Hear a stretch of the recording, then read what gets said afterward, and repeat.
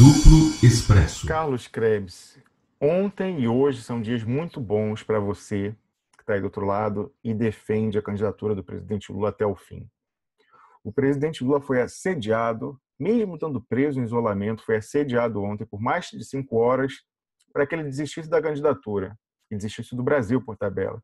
Mas ele não cedeu. A gente discutiu muito sobre isso hoje, sobre as sinalizações, tanto no PIG, o Partido da Imprensa Golpista, como no Piguinho, que o pessoal que saiu do PIG formou na Globosfera, e todos eles têm em comum, infelizmente, estarem a favor do descarte do presidente Lula em favor do Plano B. A gente comentou sobre os sinais, eles mesmos tendo que admitir que o presidente Lula quer manter a sua candidatura sim, algo que eles negavam.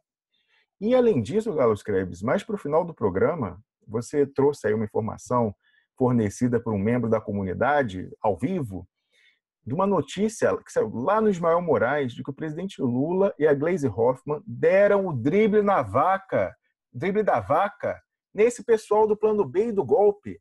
Eles tinham impedido a Gleisi Hoffmann de ter acesso ao presidente Lula. E aí, o que eles fizeram? Lá, a juizeca do Paraná, pau-mandado do Sérgio Moro, tinha proibido a Gleisi na semana passada. O que o presidente Lula e a Gleisi Hoffmann fizeram? Ela foi nomeada pelo presidente Lula, constituída sua advogada, lá no TSE e no STF. E aí eles matam, Carlos Krebs, 2 coelhos com uma cajadada só nessa jogada. Não só a Gleisi Hoffmann volta a ter acesso ao presidente Lula, e aí a juizeca não tem mais nada a ver com isso, como também, e é importante isso, hein, não podemos menosprezar, porque a Gleisi Hoffmann é aquela que vai levar a informação certa, sem estar batizada, para o presidente Lula, e vai trazer a palavra do presidente Lula tão pouco batizada. Então, é importante que a Gleisi Hoffmann continue tendo esse acesso.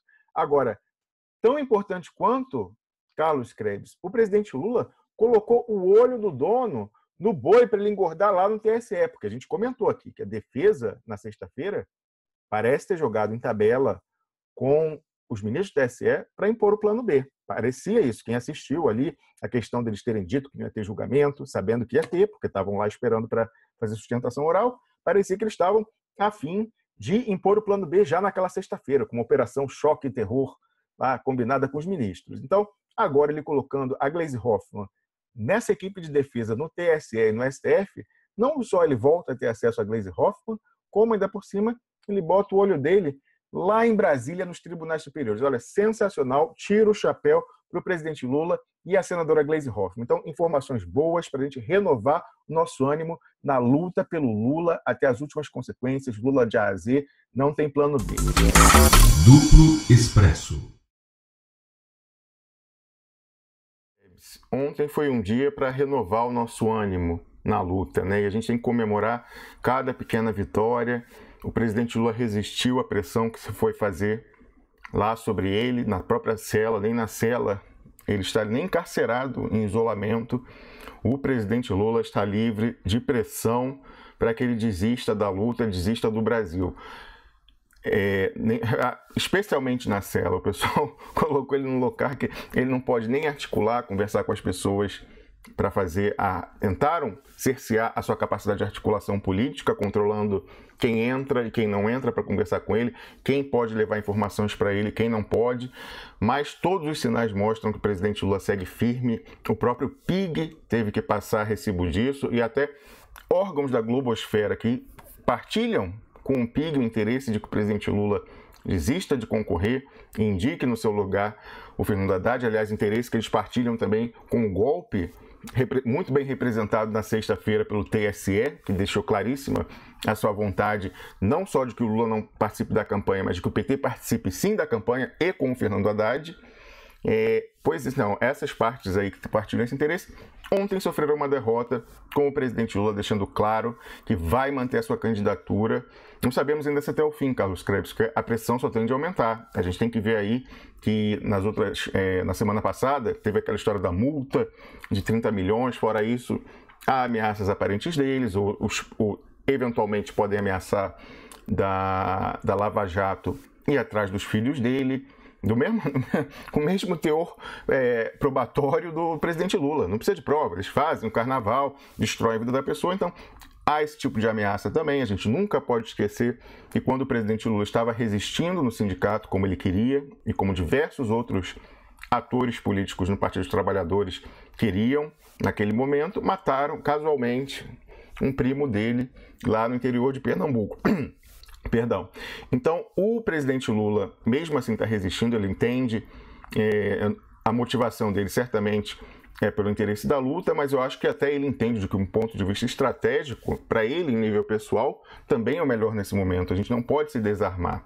A gente vai conversar um pouquinho mais sobre isso, sobre as repercussões dessa fala ontem, os antecedentes. Eu devo dizer que hoje, até o Gustavo chegar aqui para conversar com a gente vai falar muito sobre o slogan do site do programa A Verdade Chega Primeiro, porque nesse caso da resistência do presidente Lula, é evidente que a verdade chegou primeiro aqui, nós vínhamos falando isso. Não precisa fazer aspas para isso. Não precisa, porque é literal. Exatamente, Carlos Kreves. Nesse caso, não precisa de aspas mesmo. E a verdade chegou primeiro aqui. Nós falávamos que existia essa divisão, muita gente queria manter a candidatura. Nós avisamos que o Lula estava dizendo que queria manter a candidatura, e o pessoal dizendo que não, que é o plano B, que já está tudo certo, que vai substituir. Não é verdade, não é assim, espera. Não é isso que a gente está ouvindo. Mais uma vez falamos primeiro. E agora, sites da Globosfera tem que reconhecer que o Lula quer manter a candidatura, desses que já estavam todos embarcados na canoa do plano B, e, ao mesmo tempo, o PIG, né, o adversário mais ostensivo do presidente Lula, digamos assim, também tem que passar recibo e falar isso. Então, eu vou mencionar aqui colunas da Helena Chagas, que é alguém, né, que eu falo que é a rainha dos isentões. Ela é a rainha e o rei é o Kennedy Alencar, né? Sempre com muito eufemismo, sempre não ficando mal com nenhum dos dois lados. E se eles fossem ter um filho, Carlos Kreves, o príncipe dos isentões, tinha que nascer aqui na Suíça, o país neutro, né? Certamente. Se eles fossem a se casar e ter um filho, teria que nascer aqui. Mas mesmo assim, ela como se dedica, né, parte das suas colunas a passar recado do TSE para o outro lado, do outro lado para o TSE, é interessante notar o que ela vem falando, ela que tinha dito lá atrás, na semana passada, que o presidente Lula estava falando para as pessoas que queria manter a candidatura, mas era brincadeirinha. Bom, a brincadeirinha continuou, pelo visto. Então, vamos comentar novas colunas dela. Vamos comentar uma coluna do Merval Pereira, de domingo, que eu só tive a oportunidade de ver ontem. Algumas pessoas, mais de uma, tinham me mandado, mas eu não tinha visto ainda, porque eu recebo muitas mensagens. E aí, ontem, ao longo do dia, já depois do programa, eu vi essa coluna e ela traz coisas muito interessantes de recibos passados pelo porta-voz das organizações Globo, dos Marinho, com relação à resiliência da candidatura do presidente Lula e a sua determinação de pagar para ver. Muito interessante essa colocação. E aí outra, que é uma homenagem aos membros, né? Uma outra verdade que chegou, olha, essa chegou muito primeira, muito antes no Duplo Expresso. Ontem, acredite você ou não, Carlos Kreves, sabe qual foi o assunto na pauta, em parte da Globosfera? O documento do Duplo Expresso. E o pessoal resolveu dizer como se fosse novidade. Hoje, vou chegar na nossa contagem, são 190 dias que nós publicamos. Ontem eram 189. E um site aí, o DCM, né, a sigla a que nós nos referimos, assim como falamos do Brasil 171 é a central do plano B, o DCM desconfia cada vez mais. E a gente chegou a essa colocação quando a gente viu que eles tinham uma parceria muito estreita com a Lava Jato e com o site antagonista, que não esperávamos isso. Sabíamos que, pelos bastidores, assim, pelas costas, eles falavam lá em Brasília, mesmo antes do documento, em atenção, no início desse ano, já falavam para fontes lá, falando assim, esse site aí é de fake news, tentando queimar o nosso filme com lideranças políticas. A gente já falou aqui uma vez que uma grande liderança política estava um tempo sem dar entrevistas, e aí concordou que a volta à mídia, depois desse afastamento, ia ser com a gente. Nós conseguimos marcar essa entrevista. E esse site, o Desconfie Cada Vez Mais, virou para ela e falou assim, por que você vai dar essa entrevista para eles e não para a gente? A gente vai te dar muito mais audiência. Dá essa sua primeira entrevista para a gente. E essa liderança política, como é uma pessoa que mostrou ter muito caráter e personalidade no passado, ela falou assim, olha, eu já combinei, eu dei minha palavra que a entrevista é com eles. Se você quer participar, você liga para eles e combina de você entrar. Se você vai participar ou não, é entre você e eles. A minha entrevista é com eles. Então, assim, minha admiração por essa liderança política crescer, que tem personalidade. E tá aí, ela está na corrida eleitoral, essa liderança. Está na corrida eleitoral desse ano. E ela falou isso, e os caras ficaram, né? E você veja, a gente mesmo sabendo disso, convidamos eles, aceitamos e fizemos uma live conjunta entrevistando a liderança política. Esse é o tipo de colega e coleguismo que há nessa globosfera. E aí, fora isso, teve aquela vez em que nós, sem querer, vimos que eles combinaram uma publicação com o site antagonista. Aliás, como a gente vai ver, parece que eles são setoristas do antagonista, né? Parece que essa parceria editorial do Desconfie cada vez mais com o site antagonista permanece, porque eles estão cobrindo sucessivamente as pautas do antagonista. Mas a gente mostrou uma vez que estava tão afinada essa parceria que eles publicaram a matéria do antagonista antes de sair do antagonista. Uma coisa incrível.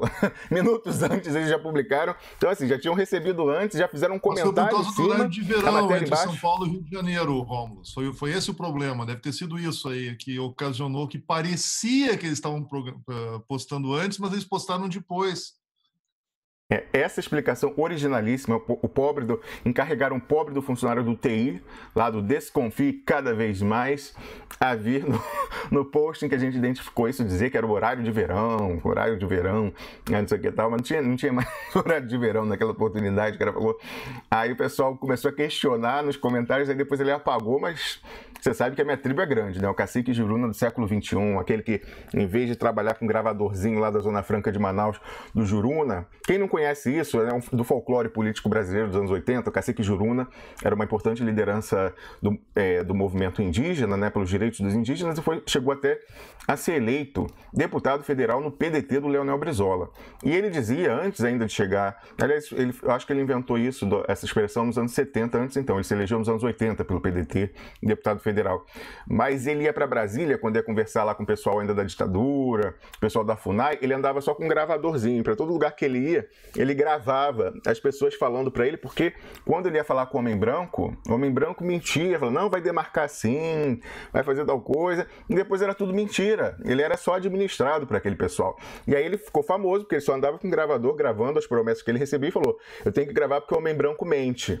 E eu gosto muito do cacique Juruna, gosto muito do brizolismo, dessa herança do PDT daqueles anos 80, me inspirei, sempre gostei dessa colocação do cacique Juruna, e já na era digital, aí no século XXI, eu fiz um update na técnica do cacique Juruna, e agora a questão é com print screen. Então, nós fizemos print screen, mesmo a pessoa lá tendo apagado, print screen da matéria combinada com o antagonista, publicada antes no Desconfie cada vez mais do que no próprio site antagonista, e ontem esse site pegou essa informação, porque o antagonista, durante o julgamento, aliás, eu já tinha comentado aqui, comentei aqui no domingo e na segunda-feira, ontem, que o site, durante o julgamento do TSE, o site antagonista publicou um documento do Ministério Público Federal criando uma fake news para dizer que o Tacla Duran não quer nada falar com a justiça brasileira. Então, justificar mais uma vez para o Sérgio Moro não permitir que o presidente Lula convoque ele como testemunha. Agora, como já não tem mais a desculpa do endereço,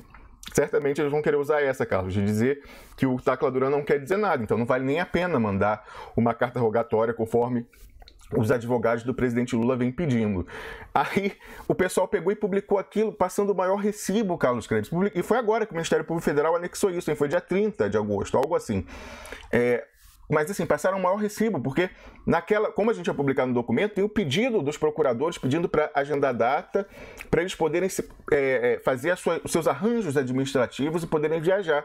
E quando chegou no dia lá, não tinha ninguém, inclusive na ata está registrado, o juiz registra quem estava presente. Então, evidentemente, o Tacla Duran não tinha como fazer declaração, se não tinha pergunta. O juiz só perguntou, olha, estamos aqui reunidos, você quer falar alguma coisa? Ele, eu estou atendendo um convite, vou falar o quê?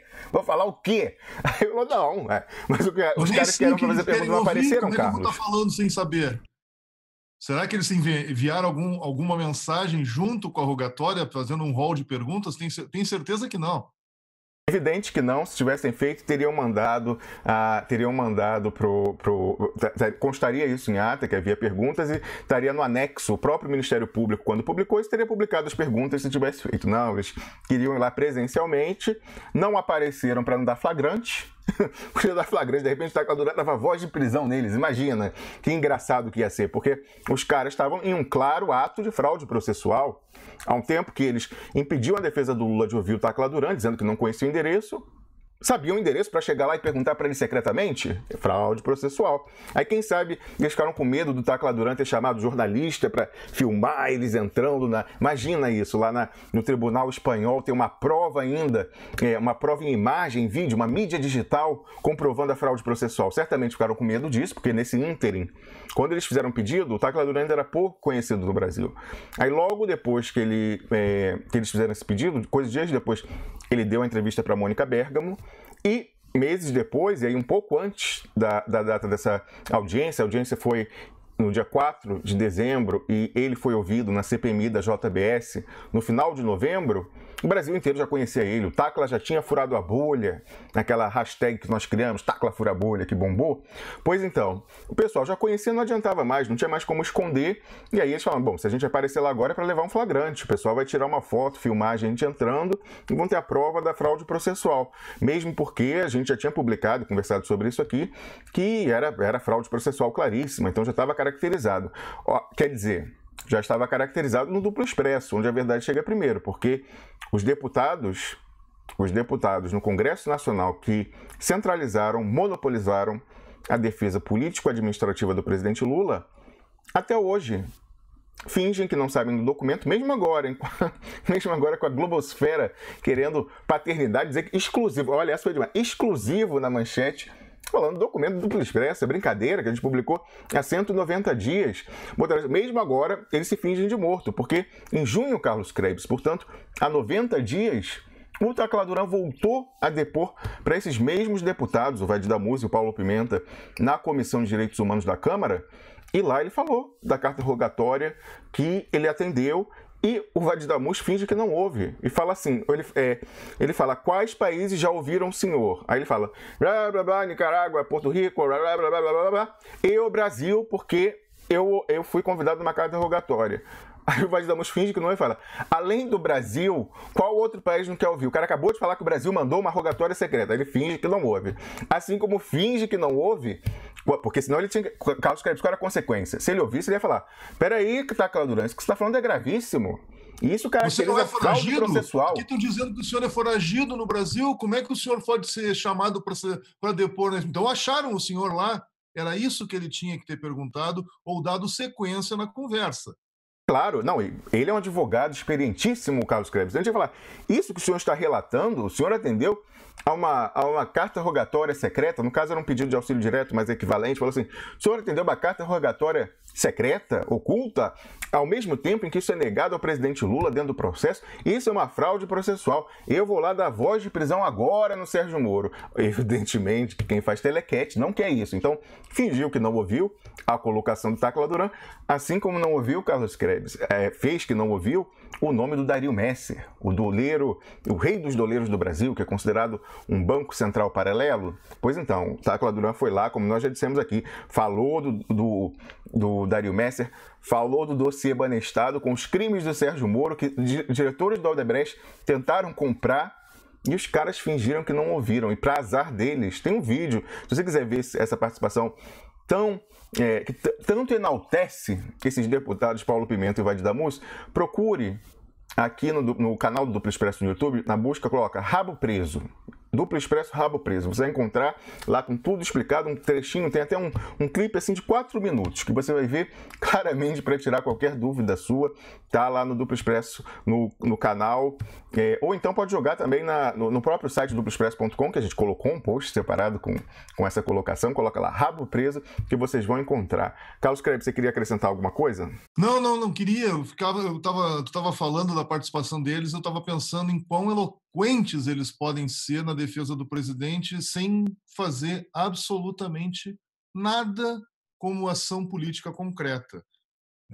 São muito bons em lives, em gravações, em tomadas e ângulos diferentes, inclusive o cenário predileto deles é a porta de entrada da Procuradoria-Geral da República.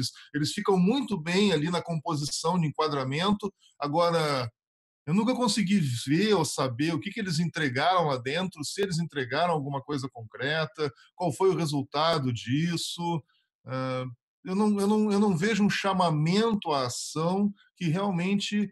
Não, agora eu acho que eles estão realmente querendo defender Lula.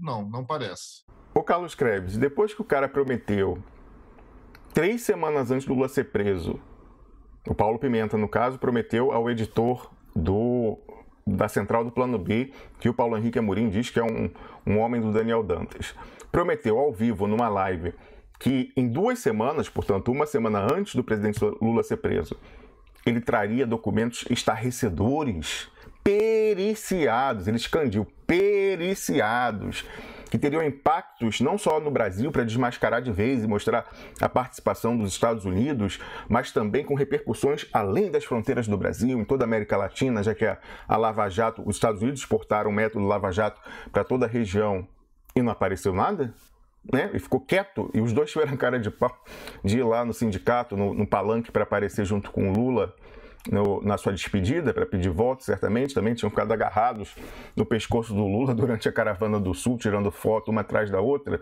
Um desses deputados, até o Paulo Pimenta, recentemente fez uma enquete na página dele no Facebook, mostrando 20 fotos dele com o presidente Lula para as pessoas escolherem qual que ele gostava mais. Pois é, fotos ele fez bastante. Agora, os tais dos documentos que ele prometeu que iam desmascarar de vez a Lava Jato, estamos aguardando há muitos dias. Olha, né, se tem 150 dias que o presidente Lula está preso, você bota aí mais 30 no mínimo, 180 dias. Então, 6 meses que ele prometeu esses documentos estarrecedores, periciados, que salvariam o presidente Lula. A diferença, Carlos Krebs, isso que é importante notar nesse caso. Qual que é a diferença de agora entrar em pauta essa tentativa de oitiva clandestina do Tacla Duran lá em dezembro do ano passado, que foi algo comprovado, que comprova a fraude processual, as diversas fraudes processuais que há na Lava Jato, mas essa é uma prova documental, com participação de autoridades estrangeiras para dar legitimidade. Foi isso que tu está falando? Oi, desculpa, Carlos. Quando que foi isso que tu está falando? Em dezembro do ano passado? Dezembro do ano passado. Olha como é importante o calendário. Se fossem para cima da justiça pedindo fraude processual naquele momento, não ocorreria um julgamento em segunda instância no mês de janeiro. Né? Todo o processo teria sido interrompido antes da virada do ano. Exatamente, era isso que eu ia observar, Carlos, porque embora nós soubéssemos já quando que foi revelado que existiu essa oitiva secreta, foi revelado no dia 15 de dezembro, ela era para ter sido realizada no dia 4, no dia 15 de dezembro, o Cristiano Zanin, advogado do Lula, fez uma live tomando o depoimento do Tacla Duran, que o Moro recusava, num cartório. Ele e o escrevente lá tomando depoimento e colocou isso no ar. E no final da live, bem no final, ele fala, não, inclusive na semana passada, ou 10 dias atrás, era para ter tido uma oitiva aqui, atendia uma carta rogatória e os caras não apareceram. Sem dar muita importância àquilo, né? Não, ficou só constando ali, e ele certamente estava reservando isso para explorar em algum momento. E aí no dia 16 de dezembro... Desculpa, deixa eu adendar. Eles fizeram essa live com o Tacla Duran fazendo uma participação por vídeo.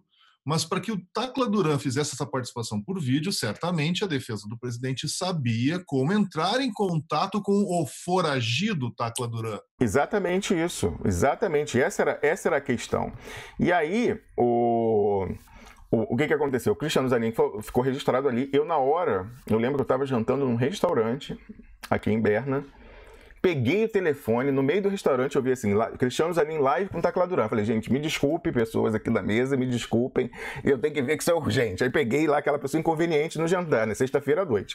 Aí eu pegando, né, vendo e tal, botei o fone, aí ouvindo, aí vi aquilo. Na hora, antes de chegar em casa, já peguei o telefone, liguei pro Cristiano Zanin e falei, ô, Zanin, você viu essa coisa aí que ele falou no final, tal, da carta rogatória? Não sei o que. Ele, não, vi e tal. Eu falei, não, mas isso aí, Zanin, é a comprovação documental, e a gente pode pedir um documento à justiça espanhola comprovando a fraude processual da Lava Jato. Isso aí desmoraliza muito. Vou escrever sobre isso. Falei, bom, escreve sim, então.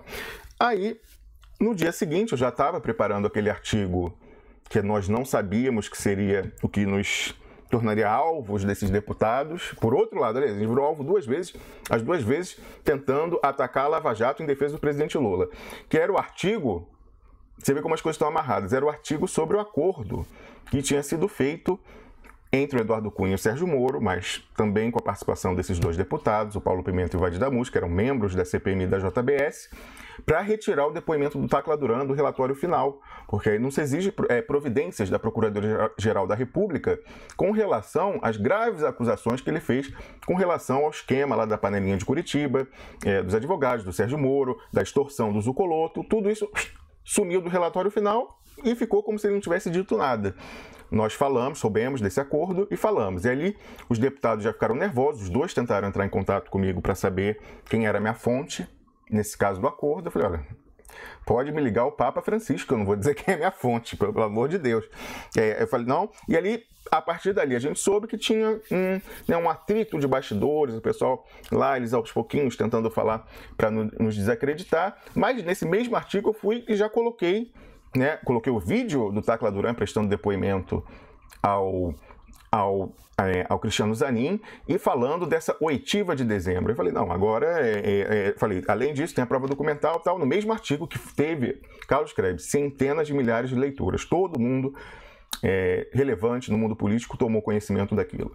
E como eu disse, antes de eu divulgar, como eu sabia que tinha participação dos deputados, eu entrei em contato com dirigentes do PT, porque eu não sei se eu ia, mas eu estava considerando não publicar a matéria. Eu falei, olha, se for prejudicar e se for respingar e falarem depois que foi o presidente Lula ou o partido que pediu para eles fazerem esse acordo, como aliás eu devo dizer, hein, eles depois que foram pegos aí nessa história, espalham isso, dizendo que foi o Lula que mandou. Que era o Lula que mandou, eles inventaram uma história lá, eu até sei qual é a versão que eles vendem internamente no PT para dizer por que fizeram esse acordo. Um dia eu falo, é porque esse tema ainda não se tornou relevante na luta. Agora, mencionar isso agora não nos acrescentaria muito e abriria um novo flanco a ser explorado. Então, não entendemos que é conveniente ainda, mas um dia podemos comentar a versão que eles tentaram vender internamente no PT quando foram questionados com relação a esse acordo que eles fizeram com o Eduardo Cunha e o Sérgio Moro lá atrás.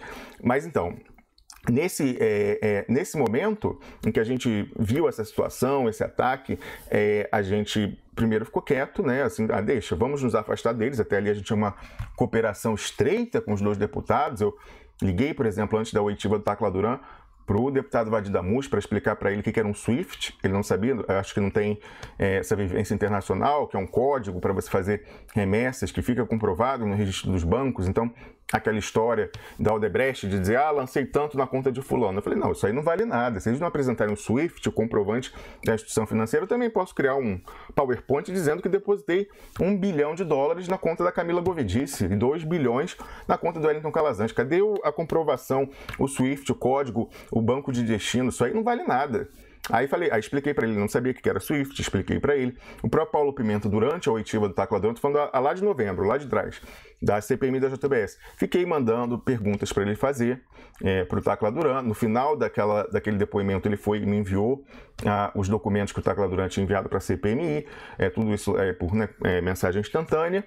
E aí, depois disso, como a gente viu que eles estavam, primeiro tentaram saber a nossa fonte. Não tem como, aí já não é certo. Mas estavam receosos, claro, porque eles tinham participado do acordo, né? Então a gente sabia demais. E aí começaram a falar mal da gente pelas costas, tal, não sei o quê. A gente quieto. Aí falou assim, não, vamos nos afastar. E de lá para cá, muita gente questionou assim, por que vocês não pegam essa história aí das coisas que vocês estão levantando, da FRA?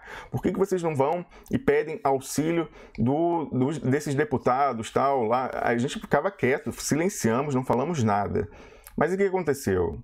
Quando chegou no dia 22 de fevereiro, a gente publicou o documento. Depois de mais de 2 meses correndo atrás desse documento, portanto, a prova de fraude processual, que era o pedido do Brasil para ouvir ele secretamente, a gente publicou e aí, nessa hora, os dois surtaram. E aí Lembrando que foi publicado quando se obteve o documento. É evidente. A gente ficava mendigando aqui no ar, por favor, você que tem o documento e tal, pro Tacla Duran. Não conseguimos do Tacla Duran, mas conseguimos de um vazamento do Ministério da Justiça, que foi quem enviou o documento. E aí, depois, quando a gente conseguiu, nós publicamos, E aí falamos, não, então agora vai para cima, tal. Qual não foi nossa surpresa quando, mais uma vez, em vez de sermos atacados pela Lava Jato, quer dizer, em vez de sermos atacados ostensivamente pela Lava Jato, eles se valeram de interposta pessoa. E aí os deputados surtaram e começaram a assediar parlamentares, Carlos Krebs, nas situações mais constrangedoras de seus gabinetes, indo em qualquer lugar, em corredor, assim, coisas sem a prudência que seria recomendada, sabe, assediando as pessoas e não afastem-se deles imediatamente, porque isso é um documento falso, eles são golpistas, querem desacreditar a defesa do Lula, não deem trela para esse documento. E ao mesmo tempo acionaram lá as suas penas alugadas na Globosfera para também nos atacar. E aí qual é a diferença fundamental entre o Duplo Expresso e agora o Desconfie cada vez mais, publicando essa história aí, falando exclusivo como se fosse novidade.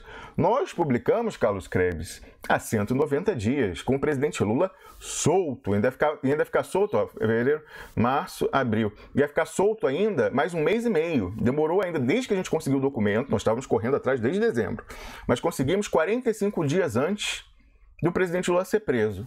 Eles publicam agora, quando o presidente Lula já está preso há 150 dias.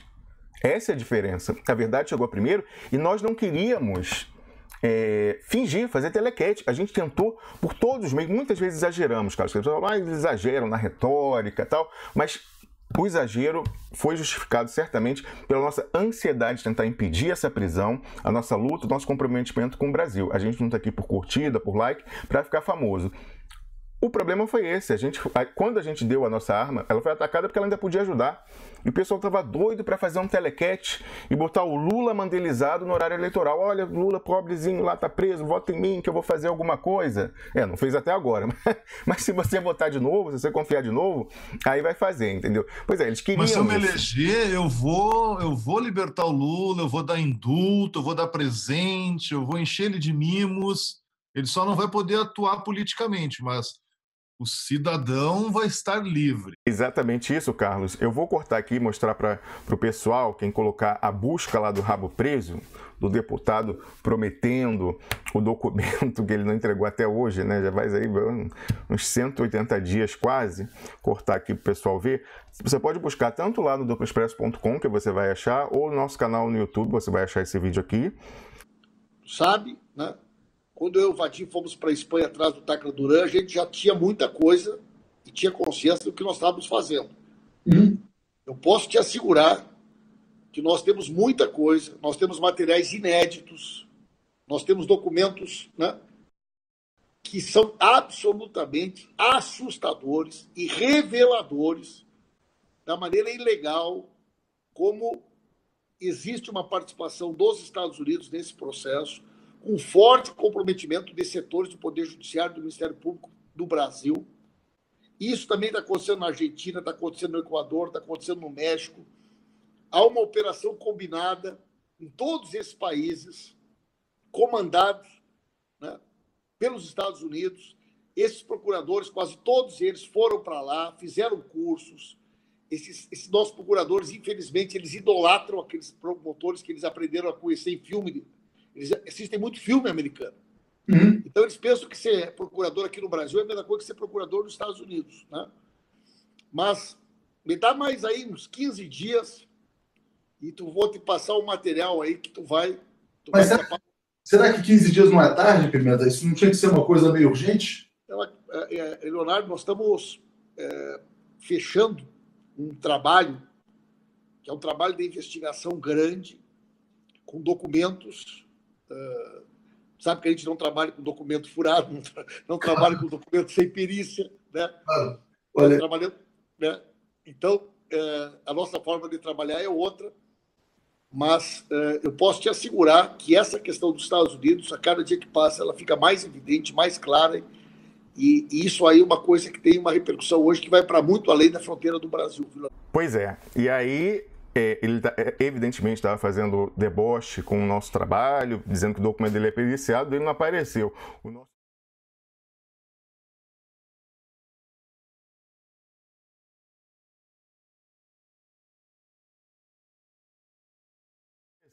O nosso documento do Ministério da Justiça do Brasil, que 150 dias depois... 150? Não, Não, 190. 190 dias depois de ser publicado, o Desconfie Cada Vez Mais vai lá ontem e diz que...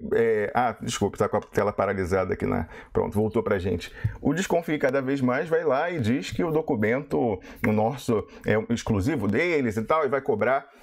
com relação a essa questão, os deputados ficaram silentes ontem. Aliás, confesso que eu não fui procurar não, mas eu acho que se tivesse tido alguma coisa, eles iam me falar. E aí, mais uma vez, eu quero dizer o seguinte, não é a gente aqui no Duplo Expresso que vai buscar treta com esse pessoal da globosfera. A gente costuma ter uma visão crítica com relação ao que eles colocam quando eles se comportam em pinça com o PIG, querendo pautar a conversa de uma maneira combinada. Até falei aqui desse exemplo caricato, em que o Desconfie Cada Vez Mais combinou uma publicação com o antagonista e uma publicação em desfavor do presidente Lula.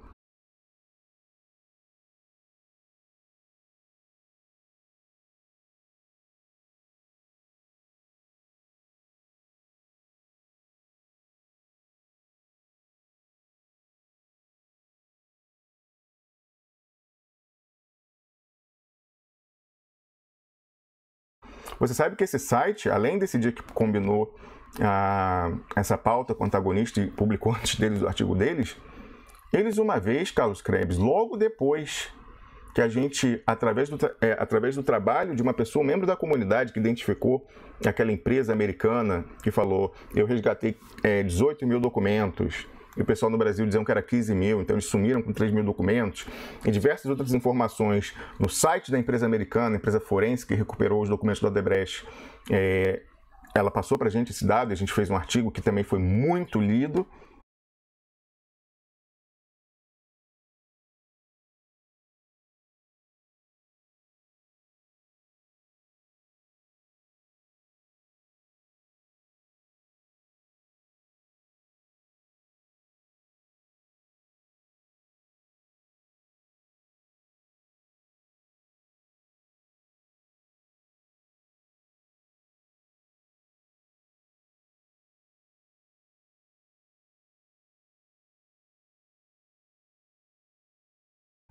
A empresa americana se chama FRA.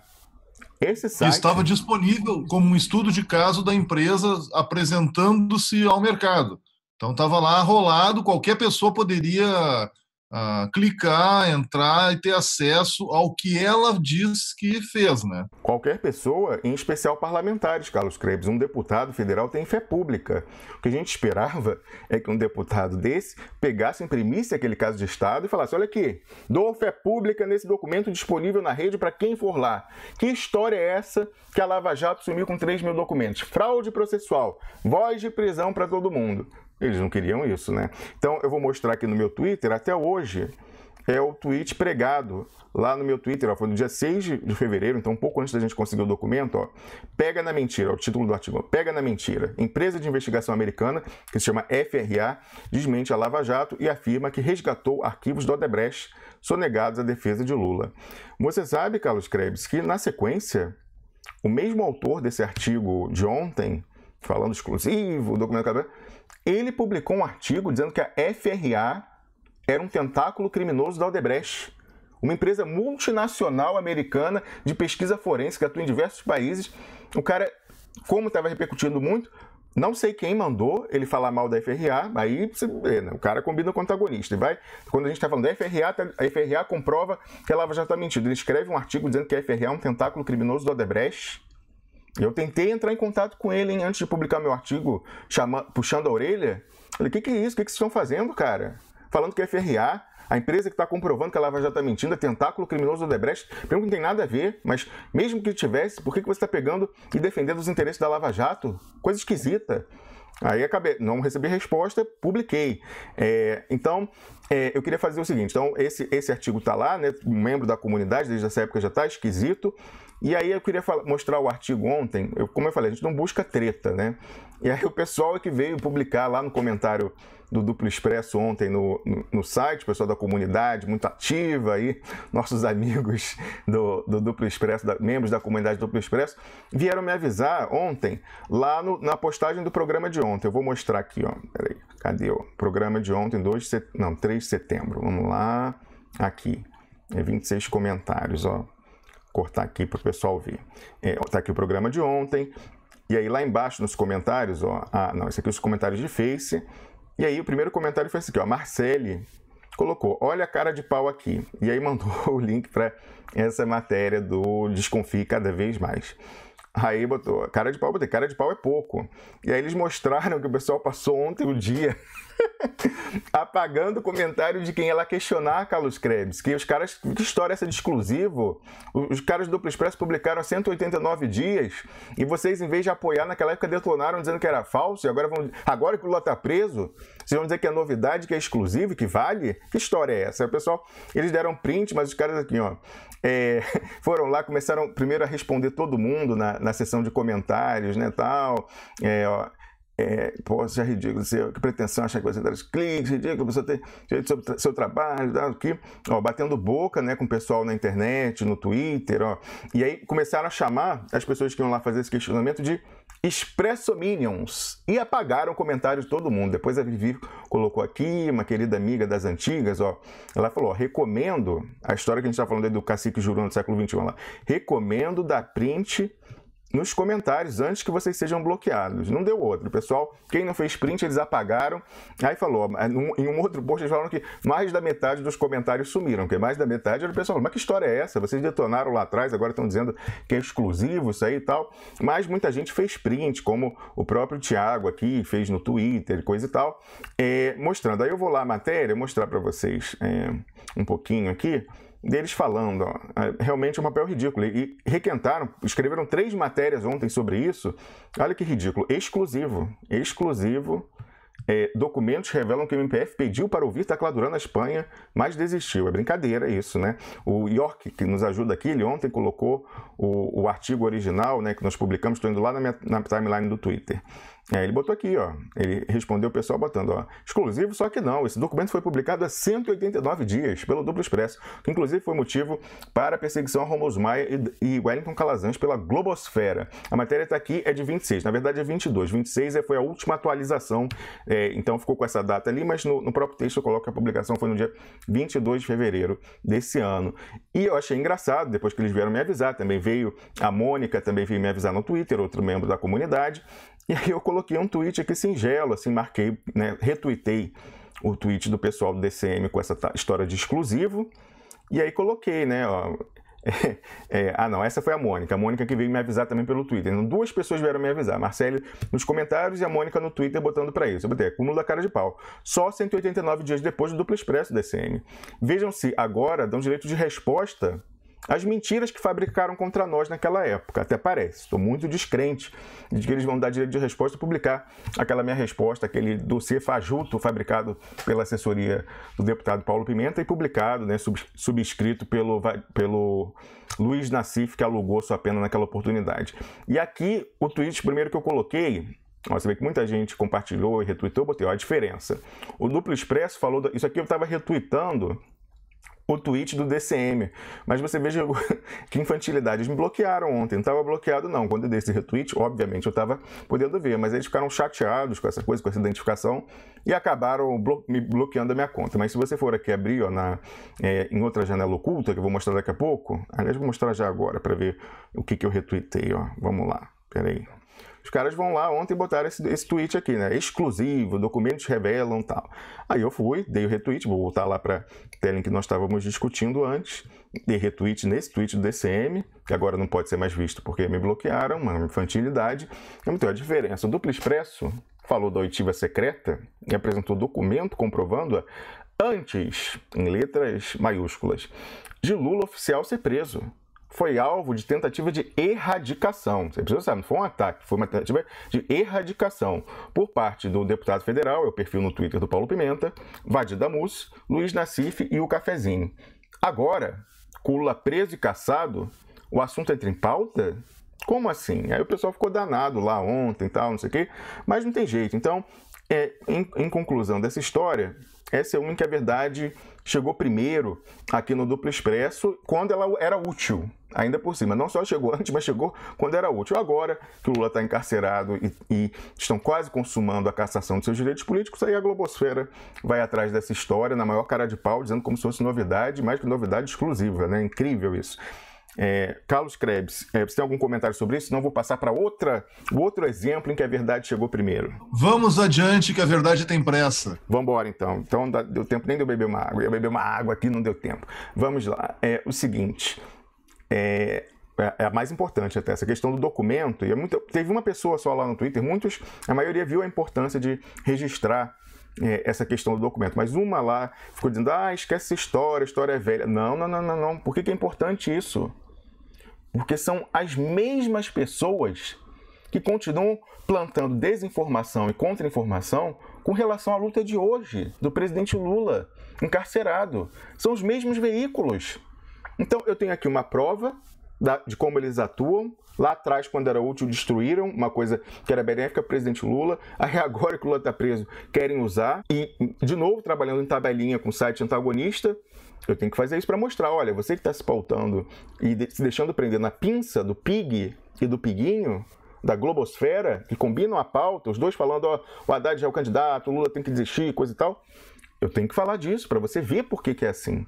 Porque a gente está colhendo a vitória contra essa vitória da manutenção da candidatura do Lula ontem, apesar de toda a pressão, diz que ele se reuniu com o Haddad por 5 horas no total. 5 horas no total. Resistiu à pressão. Você acha que isso foi tornado mais fácil ou mais difícil com a atuação em cartel, com uma pauta única do PIG e da globosfera? Em pinça, dizendo, desiste, está na hora de indicar o Haddad. Então, é evidente que a gente, como faz aqui o contraponto e a meta-análise, não só do PIG, mas também da globosfera, é evidente que a gente tem que registrar o que comprova as nossas teses do passado para mostrar a credibilidade do que a gente está dizendo hoje. Então, por isso que se torna atual, relevante novamente.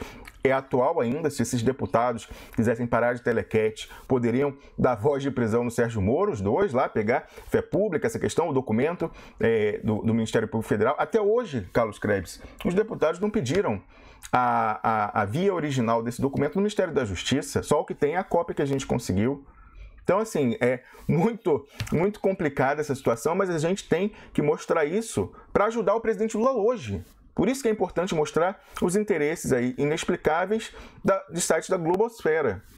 E aí, então, como essa disputa hoje sobre essa questão de dar suporte político, e aqui no caso midiático, malgrado todas as nossas limitações, nossos modestos meios, mas tentar dar suporte midiático para a base que quer manter a candidatura do presidente Lula. Então a gente chega lá, vamos ver aqui o que está acontecendo, pessoal. Só um pouquinho, Rômulo, só um pouquinho, toma tua água aí. Só fechando essa história da narrativa e como é importante. O que aparece agora é um lado dizendo, o Tacla Duran fugiu, foi chamado e fugiu. O outro lado dizendo, não, quem fugiu foi quem ia perguntar para ele, questionar, quem chamou ele é que fugiu. Não, foi um, não, foi o outro. Não é isso que interessa nessa questão. O que interessa nessa questão é que, sabendo-se a residência, o domicílio do Tacla Duran e o juiz dizendo que não sabia, ele cometeu fraude. Era isso que tinha que estar sendo discutido e colocado na pauta. Mas não agora. Isso tinha que ter sido feito 6 meses antes. Então, a construção da narrativa é que é imperiosa nesse momento que se remonte como a história chegou até aqui. Porque como ela chegou até aqui mostra como ela está sendo escrita e como ela vai continuar sendo escrita até as eleições e depois dela. Se a gente não se der conta de como a narrativa é feita, a gente vai ficar passivamente, ou, como diz um amigo meu daqui, a gente vai ficar bovinamente assistindo. Quem gosta desse adjetivo bovino é o Mainardi também. Ele fala que os eleitores do Nordeste são bovinos. Ele também gosta dessa adjetivação, o Carlos Krebs. Nesse caso, odiosa, né? Racista, preconceituosa. Mas eu queria mostrar o seguinte. Quando você falava aí, então, para fechar esse assunto, eu achei o trechinho da fala do Tacla Duran quando ele voltou ao Congresso a convite dos mesmos deputados e ele vai falar do documento do Duplo Expresso logo na abertura. Eu não vou colocar toda a parte não, porque a gente tem outras coisas para discutir até o Gustavo Galvão entrar com a gente às 7h30, mas você vê logo no início ele falando disso. Acho que eu não vou botar a parte do Dario Messer não, porque senão seria 4 minutos, acho que é tempo demais. Mas vamos ver o inicinho logo, que ele vai falar da rogatória, né, do documento do Duplo Expresso. Os dois vão fingir que não ouvem e passam para a pergunta seguinte. Vamos lá. Duplo Expresso. Obrigado por mais uma vez se colocar à disposição dos órgãos que querem ouvi-lo.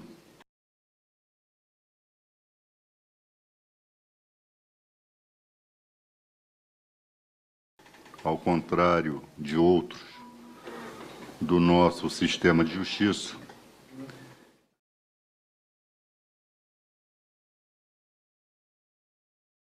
e uma rogatória às autoridades brasileiras que eu compareci, e as autoridades da Força Tarefa Lava Jato Curitiba não compareceram no dia 4 de dezembro do ano passado.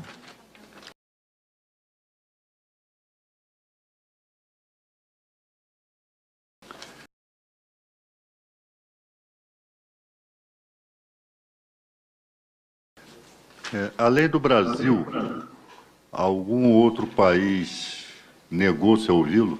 As autoridades? Eu tive que parar. Olha o que ele fala. Além do Brasil, algum outro país não quis te ouvir? Ele acabou de dizer que o Brasil tentou ouvi-lo, a Lava Jato, clandestinamente. Ele finge que não ouve e passa para a pergunta seguinte. É inacreditável. Autoridades judiciárias de algum outro país negou-se a ouvi-lo?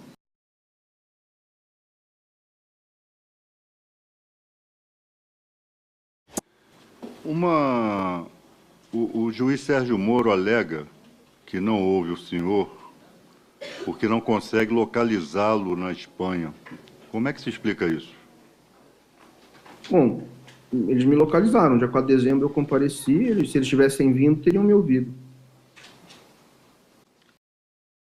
Chega a ser engraçado. O cara fala, ele diz que ele não conhece o endereço, até a Glodora fala, ué, se ele não conhece o meu endereço, como é que eles me acharam aqui para vir no dia 4 de dezembro? E o cara continua fingindo que não está ouvindo essa parte da resposta. Vamos lá. Aqui o senhor atribui o fato de o juiz Sérgio Moro dizer que não o ouve como testemunha porque não sabe seu endereço na Espanha. Eu acho que é uma decisão com fins políticos, de dar respaldo à decisão dele em deferir, pelo menos as primeiras, a minha oitiva como testemunha do ex-presidente Lula.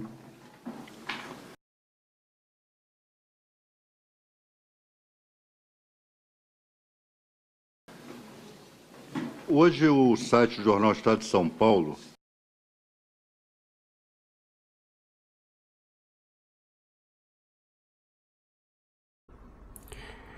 Bom, eu vou parar por aqui. Essa parte é boa também, é bomba essa parte. Se você quiser, você veja o restinho desse vídeo em que ele fala da corrupção da Lava Jato com os doleiros, do dossiê Banestado Dario Messer. Mas isso não vem ao caso do documento hoje, mas está tudo lá já registrado. Só você colocar, busca por Rabo Preso lá em duploexpresso.com, você vai achar. Então, vou voltar aqui para mim enquanto eu estou pegando os artigos, a gente falar dessa questão do presidente Lula e como a resistência dele vem sendo minada pelo pessoal que conta a história, que faz a narrativa na mídia, tanto no PIG quanto na Globosfera, ou às vezes Blogosfera, pessoas talvez de boa fé, que até creem de coração que o presidente Lula deveria desistir, que seria o melhor para o Brasil, é a nossa divergência. Então, por exemplo, nós já tínhamos falado aqui atrás de colocar o texto, eu acho que foi o mais antigo que eu vi, em que se admite que o presidente Lula... isso a gente já sabia e vinha falando aqui, então a verdade chegou primeiro, mas do pessoal do outro lado, ou o pessoal em cima do muro, da coluna do meio, ou o pessoal supostamente do nosso lado falar disso, acho que é a primeira vez, nesse caso uma pessoa em cima do muro, a Helena Chagas, foi no dia 26, que a gente comentou bastante já esse artigo aqui, no dia 26 de agosto, portanto na semana passada. E aí ela coloca assim, que o pragmático, o presidente Lula estaria deixando correr a versão mais apocalíptica, porque ele o fortalece nesse momento. Qual que era a versão apocalíptica? A gente vê aqui em cima. Poderia não substituir o nome, né, até o dia 17, levando a uma anulação futura dos votos do ex-presidente. É um preocupante impasse institucional se ele for o vencedor do pleito. Preocupante para o golpe. Para a gente é o que a gente quer. É a tática do empate. Diminuir ao máximo a vitória que eles já compraram nessa eleição. Então, ela é a primeira a reconhecer que o presidente Lula estava falando que ia levar a candidatura até o final, mas ela diz que é brincadeirinha, que ele está falando, que não é verdade, ao que se saiba e tal. Primeiro ela disse isso. Aí, queria mostrar o... Ao que se saiba é a melhor parte, né? Ao que se saiba.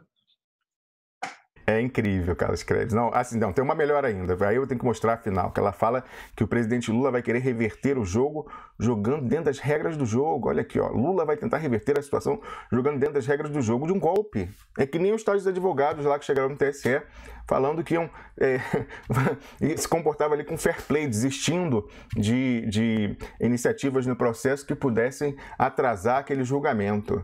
Então, assim, é a mesma coisa, né? Vai ver que esse pessoal é da escola da Helena Chagas aí de jogar contra um golpe, que por definição viola regras, aí você joga dentro das regras do jogo, né? Essa foi a primeira que nós vimos. Aí eu corto aqui pra gente ver. Na sequência, teve esse artigo aqui do Paulo Henrique Amorim, de ontem, salvo engano, ontem ou anteontem, em que ele que é muito bem informado, tem fontes, ele coloca aqui, ó, Lula acredita que sua candidatura tem que ir até o fim. E ele se opõe a isso, né? Nesse caso aqui, o Paulo Henrique Amorim diz que por isso o Lula está rachando o PT. A nossa visão, embora respeitemos muito o trabalho do Paulo Henrique Amorim, admiremos, como eu disse aqui na semana passada, levamos ao ar na TV aberta sueca o caso dele em particular, de violação dos direitos de jornalistas e a liberdade de informação, liberdade de imprensa, mas mesmo assim, nesse caso, a gente diverge. A gente coloca aqui que na verdade, não. Quem rachou o PT não foi o presidente Lula por querer manter a candidatura Lula até o fim. Quem une o PT é o presidente Lula. Quem rachou é quem está querendo substituir ele na marra. Esse sim está rachando o PT. Então, essa foi a segunda manifestação ostensiva da vontade do presidente Lula, agora do nosso lado, né, da mídia. E aí, vou cortar aqui pra gente, a terceira que eu vi... Dizer que o Lula está rachando o PT é a mesma coisa que acreditar quando a Globo diz que o Lula se aproveita de estar preso para se cacifar nas eleições. É uma coisa ridícula. Exatamente isso. E aí eu chego agora, Carlos, à coluna do Merval Pereira, de domingo, que eu não tinha visto ainda, eu acho que é a mais recente dele, não publicou outra ainda, em que ele fala, olha essa parte aqui que é interessante, primeiro o título, vamos lá, ó, placebos ao povo. Aí ele vai e fica elogiando o TSE, falando que é um absurdo o PT se insurgir, blá blá blá. Aí, mas ele, não, essa parte é interessante, porque ele passa recibo de que essa tática do presidente Lula de levar ao máximo a justiça, trazê-la para o baile e mostrar que ela é golpista, está dando resultado. Ele está passando o recibo do desgaste que o presidente Lula está provocando ao judiciário. É exatamente o que a gente quer. Aí olha o que ele diz aqui, ó. Se vai ou não se eleger, está falando da presidente Dilma Rousseff, é relevante para eventual participação... não, é aqui, ó. O que preocupa, o parágrafo de baixo, aqui, ó. O que preocupa é que essa competência do PT, que ele reconhece para propaganda e agitação política, ó, aqui, ó, no parágrafo anterior, ó, seja dirigida a desmoralizar a justiça brasileira, se estiver em jogo o interesse imediato do líder messiânico, que paira acima dos interesses do país. O que dizer do seu próprio partido? Ele está falando do Lula, né? É o contrário. Quando ele faz isso, ele está pensando no Brasil. Aí olha o parágrafo seguinte. A substituição de Lula pelo candidato a vice deveria ser uma decisão natural e imediata. Olha a vontade da Globo mais uma vez, olha só. Agora é literal, antes eu falava do golpe, mas o Brizola, regra de ouro do Brizola. Se a Globo é a favor, seja contra. Se a Globo é contra, seja a favor. Merval Pereira, a voz dos irmãos Marinho, fala: a substituição de Lula pelo Fernando Haddad, o candidato a vice, deveria ser uma decisão natural e imediata. Então, seja contra, minha gente. Se a Globo quer que a substituição seja natural e imediata, seja contra isso com todas as forças. E aí ele fala, mas, em vez disso, procura o líder preso cultivar a imagem de perseguido político. Não, imagina. Pensando, evidentemente, num futuro em que a anistia será a primeira prioridade de um eventual petista que porventura chegue ao poder. Ó, Fernando Haddad, conhecido, mas não era isso que eu queria botar, não. Aqui, essa aqui, ó. A tal ponto, ele fala da debilidade eleitoral do Fernando Haddad, e aí ele chega nesse parágrafo, ó. A tal ponto, o Fernando Haddad é dependente do ex-presidente, que, já teoricamente candidato à presidência, para a Globo, né? A Globo quer realmente que ele seja o candidato. Vai beijar a mão de Lula amanhã, no caso ontem, segunda-feira, na cela da Polícia Federal em Curitiba, para... Você ia falar alguma coisa, Carlos? Ouviu um barulho? Não, né? Foi meu cachorro aqui. Não, desculpa, eu só ia dizer que eu imagino que o Merval tenha publicado esse artigo ilustrando o motivo pelo qual o Lula está preso, né? Mostrando imagens daquele suntuoso triplex no Guarujá. Exatamente. Aí você vê que, ó, a tal ponto é dependente, como eu falei, do Haddad, que teoricamente deveria ser candidato, vai beijar a mão no Lula amanhã em Curitiba para receber o seu Nihil Obstat, que é assim, um não oposição do presidente Lula, um selo lá do Vaticano para dizer que uma obra passa é censura livre. Então, assim, por aí. E aí veja essa parte aqui que o Merval Pereira. Nada surpreendente poderá sair de lá com a comunicação de que, pela causa, o candidato será outro e não ele. Olha que interessante, o pessoal que está dizendo que o plano B está consumado, o próprio pessoal que é partidário do plano B, a gente viu aqui, ó, o Merval Pereira em cima dizendo que a substituição tem que ser natural e imediata, e ele reconhece que não está feito não, que o candidato pode ser outro. E o candidato que a gente quer, Carlos Kreves, é o presidente Lula. É simplesmente o candidato que a gente quer na manutenção. Então, esse foi o terceiro recibo passado que eu menciono aqui de que o presidente Lula quer manter sua candidatura. E aí ontem saiu uma matéria na Folha de São Paulo, um membro da comunidade me mandou, eu vi nessa manhã, não tinha visto ontem, em que uma jornalista da Folha de São Paulo, essa Marina Dias, eu ouvi lá na central do Plano B outra vez que ela trouxe informações de bastidores, que ela é filha de um petista, assim, um quadro histórico do PT, e aí por isso ela teria acesso a informações internas, e ela, por exemplo, coube a essa Marina Dias, 2 semanas depois, confirmar na Folha de São Paulo que a gente falou ao vivo, que era o engano ao Lula quando ele estava no sindicato, as sabotagens. A gente falou ao vivo, tentando evitar, e aí 2 semanas depois ela escreveu uma matéria lá o que realmente aconteceu no sindicato e tal, confirmando que foi o José Eduardo Cardoso que chegou lá com história. Ela não disse o que ele disse, mas falou, ele que chegou com aconselhamento jurídico, coisa e tal. Ela chega depois. Então, lógico que ela está na Folha, então ela tem que se adequar ao objetivo editorial da Folha, mas algumas informações são relevantes. Então vamos passar para uma meta-análise desse texto dela aí, ó. Ela diz, então, a decisão de Lula de levar candidatura ao limite desagrada os aliados de Haddad. E a pessoa que me mandou falou assim, logicamente a fonte dessa matéria deve ser o Fernando Haddad, que foi desabafar para a Folha de São Paulo, que afinal é o veículo que lançou o manifesto da candidatura dele quando o presidente Lula estava solto e era candidato, ali no final de fevereiro, início de março. Ele já lançou a candidatura ali na Folha. Então a Folha é um veículo... A Folha e os intelectuais que o apoiavam. 3 intelectuais, né? Eram 3 que ninguém nunca ouviu falar desses intelectuais. Lançaram lá na Folha de São Paulo, então é natural que ele vá desabafar, plantar coisa em coluna da Folha de São Paulo quando está desagradado com a resiliência, perseverança do presidente Lula, sua obstinação. Aí vamos lá. Ala do PT teme que demora na troca, estou lendo o lead, troca da chapa dispersa eleitores do ex-presidente. Aí essa é a Marina Dias, que é filha de um petista.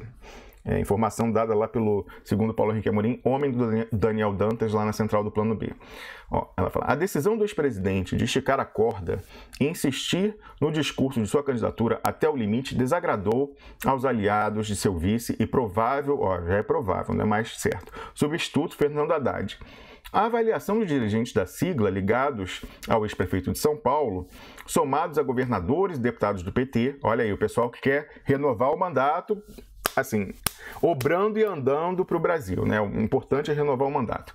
É que há risco de dispersão dos eleitores de Lula ao prolongar ainda mais o prazo para a substituição da candidatura petista.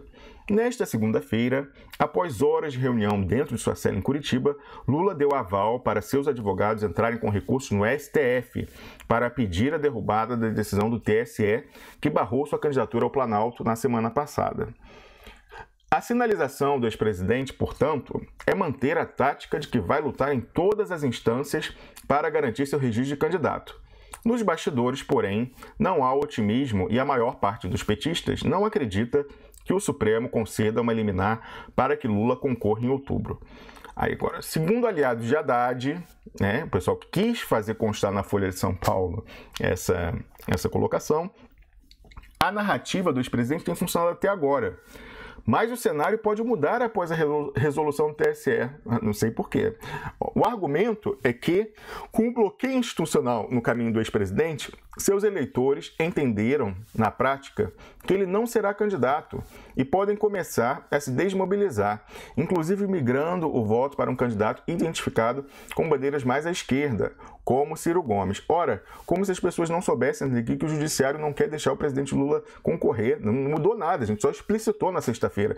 E se a gente tivesse acreditado nessa gente, Carlos Krebs, sequer teria havido, eu vou voltar aqui para minha tela, sequer teria havido o julgamento de sexta-feira. Você lembra que esses mesmos amigos do Haddad, que agora plantam na Folha de São Paulo, há 2 semanas tinham plantado no blog do Nassif, na coluna do Luiz Nassif, usando a sua pena, que a substituição tinha que ser feita naquele momento, imediatamente, senão toda a chapa seria caçada. Se a gente tivesse acreditado naquele voodoo... Mas e por que então não esperaram para caçar toda a chapa, já que não querem o PT? Ou será que querem determinado PT? É exatamente isso. Essa foi a comprovação na sexta-feira, que ficou claro que o golpe faz questão que o PT participe. Faz questão, mas quer que o PT concorra com o Fernando Haddad. Por quê? Por que o golpe faz a distinção entre concorrer com Lula e concorrer com Haddad? Isso que é importante. Então, o golpe está dizendo que para ele, Haddad não é Lula, Lula não é Haddad. Isso está claro. Então, essa questão aí, a gente está vendo que o pessoal está se esforçando, e foram lá plantar lá atrás, não conseguiram, voodoo judicial e voodoo jornalístico, aquele que o pessoal tenta, né, influenciar, mas ele só funciona se você acreditar. Então, lá atrás, se a gente tivesse acreditado que o golpe queria caçar toda a chapa, a gente dizia que não fazia nenhum sentido, porque eles querem legitimar a farsa eleitoral e precisam do PT para isso. Se tivesse acreditado, sequer teria tido o julgamento. Aí agora eles falam que com o julgamento mudou, então agora tem que substituir. Eles vão inventando desculpas sucessivas para descartar o Lula conforme os eventos vão fazendo. Então agora adaptaram um discurso, lá atrás era a cassação da chapa, o TSE mostrou na sexta-feira que, pelo contrário, faz questão que o PT participe com o Haddad. Então agora eles dizem, não, mas o que mudou tudo agora é essa decisão do TSE. Então vamos continuar lá vendo essa matéria da filha de petista, lá segundo o homem do Daniel Dantas, segundo o Paulo Henrique Amorim. Como mostrou a Folha no fim de agosto, além de Ciro Gomes e Marina Silva, que aparecem nas pesquisas como herdeiros do espólio lulista, o discurso pró-segurança de Bolsonaro tem seduzido eleitores de Lula no Nordeste e preocupado a campanha do PT. A outra ala do partido, olha a verdade chegando primeiro de novo, olha quem fala aqui há muito tempo dessa história. A outra ala do partido, capitaneada pela presidente da sigla, Gleisi Hoffmann, discorda da tese de antecipar a substituição e defende manter o discurso de que Lula é candidato até o limite, nesse caso, dia 11 de setembro, quando acaba o prazo dado pelo TSE para a troca na chapa. Não sei se é isso que o pessoal se contenta em substituir só lá no final, não, hein? Será que é isso? Vamos ver. A nota do PT fala levar até o fim, até as últimas consequências da candidatura. Não sei se estão usando o nome da senadora Gleisi Hoffmann, brava, que vem aí dando sustentação ao Lula, e por isso, cortar aqui para mim, por isso foi impedida de ver o presidente Lula na sua cela, por isso ontem ela não pôde estar lá, porque ela é inconveniente, porque ela responde aos anseios do presidente Lula e das bases do PT que querem ele candidato. Não foi por outra razão que na semana passada a juíza proibiu a senadora Gleisi Hoffmann de visitar o presidente Lula, mas não outros parlamentares que também foram arrolados como advogados do presidente Lula, como por exemplo o Vadir Damusa, aquele ali que não faz pergunta para o Tacla Duran, ele pode continuar visitando o Lula. Agora Gleisi Hoffmann foi impedida de uma maneira totalmente furada, ilegal inclusive. Aí a gente vê aqui, ó, aliados de Haddad e o próprio ex-prefeito temem que o tempo seja escasso para fazer seu nome, pouco conhecido nacionalmente, angariar o apoio que hoje está na órbita de Lula.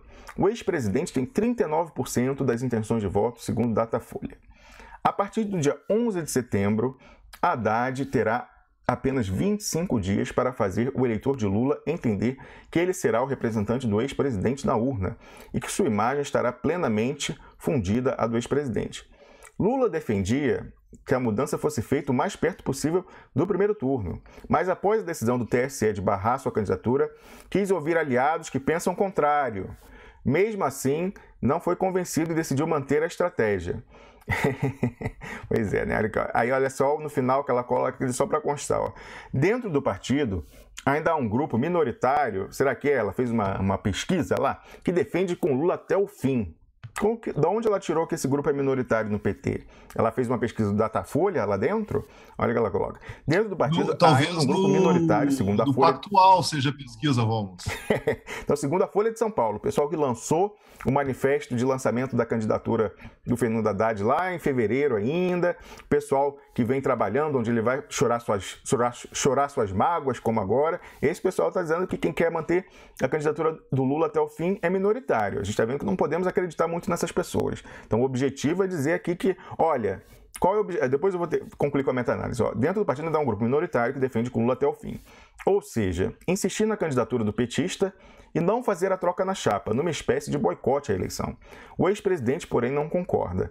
Bom, primeiro, já plantaram muita coisa na boca do Lula, né? O pessoal dizia que ele estava falando que ia manter a candidatura de brincadeirinha, agora estão dizendo que ele não concorda com manter sua candidatura até o final. Então, o pessoal perdeu a credibilidade. Como é que vão afirmar isso? Agora, o que é importante?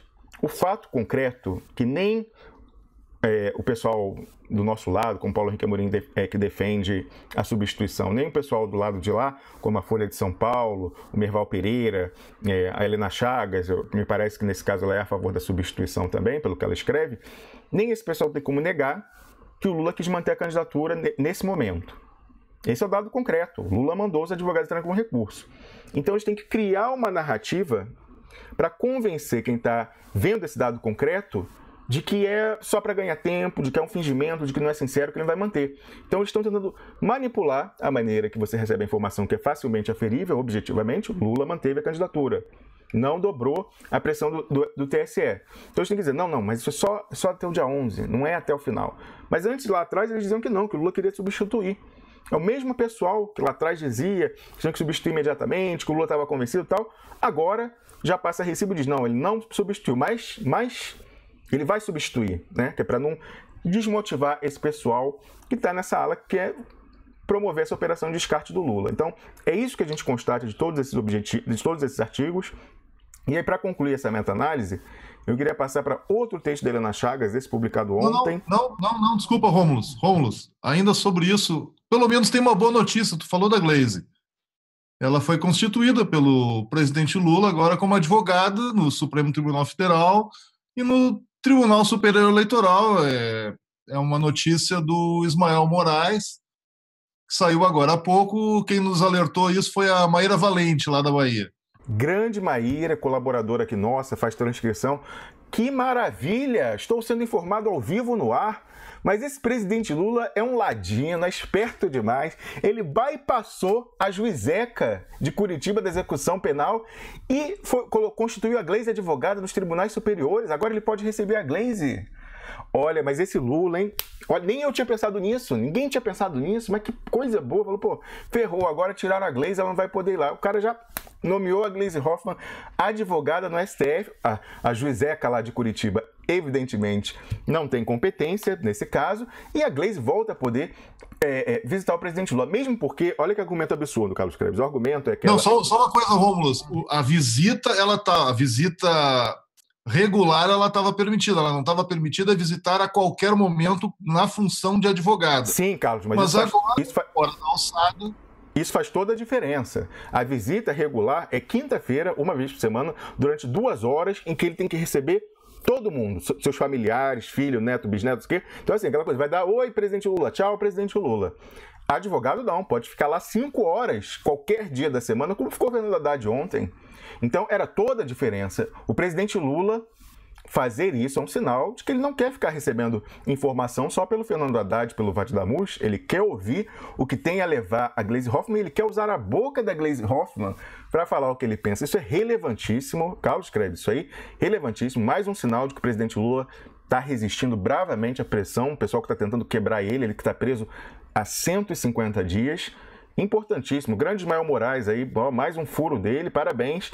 E esse muito importante para esse momento, para a gente entender o jogo que está sendo travado lá. Então, o que acontece? Eu falava aqui do absurdo. Ela alegou, existe no Estatuto da OAB, que é a lei que rege a advocacia, uma disposição que diz que membros do parlamento, né, não podem advogar contra a fazenda que os remunera, que é a União. Então, não podem advogar contra a União, contra empresas estatais, sociedades de economia mista, empresas públicas.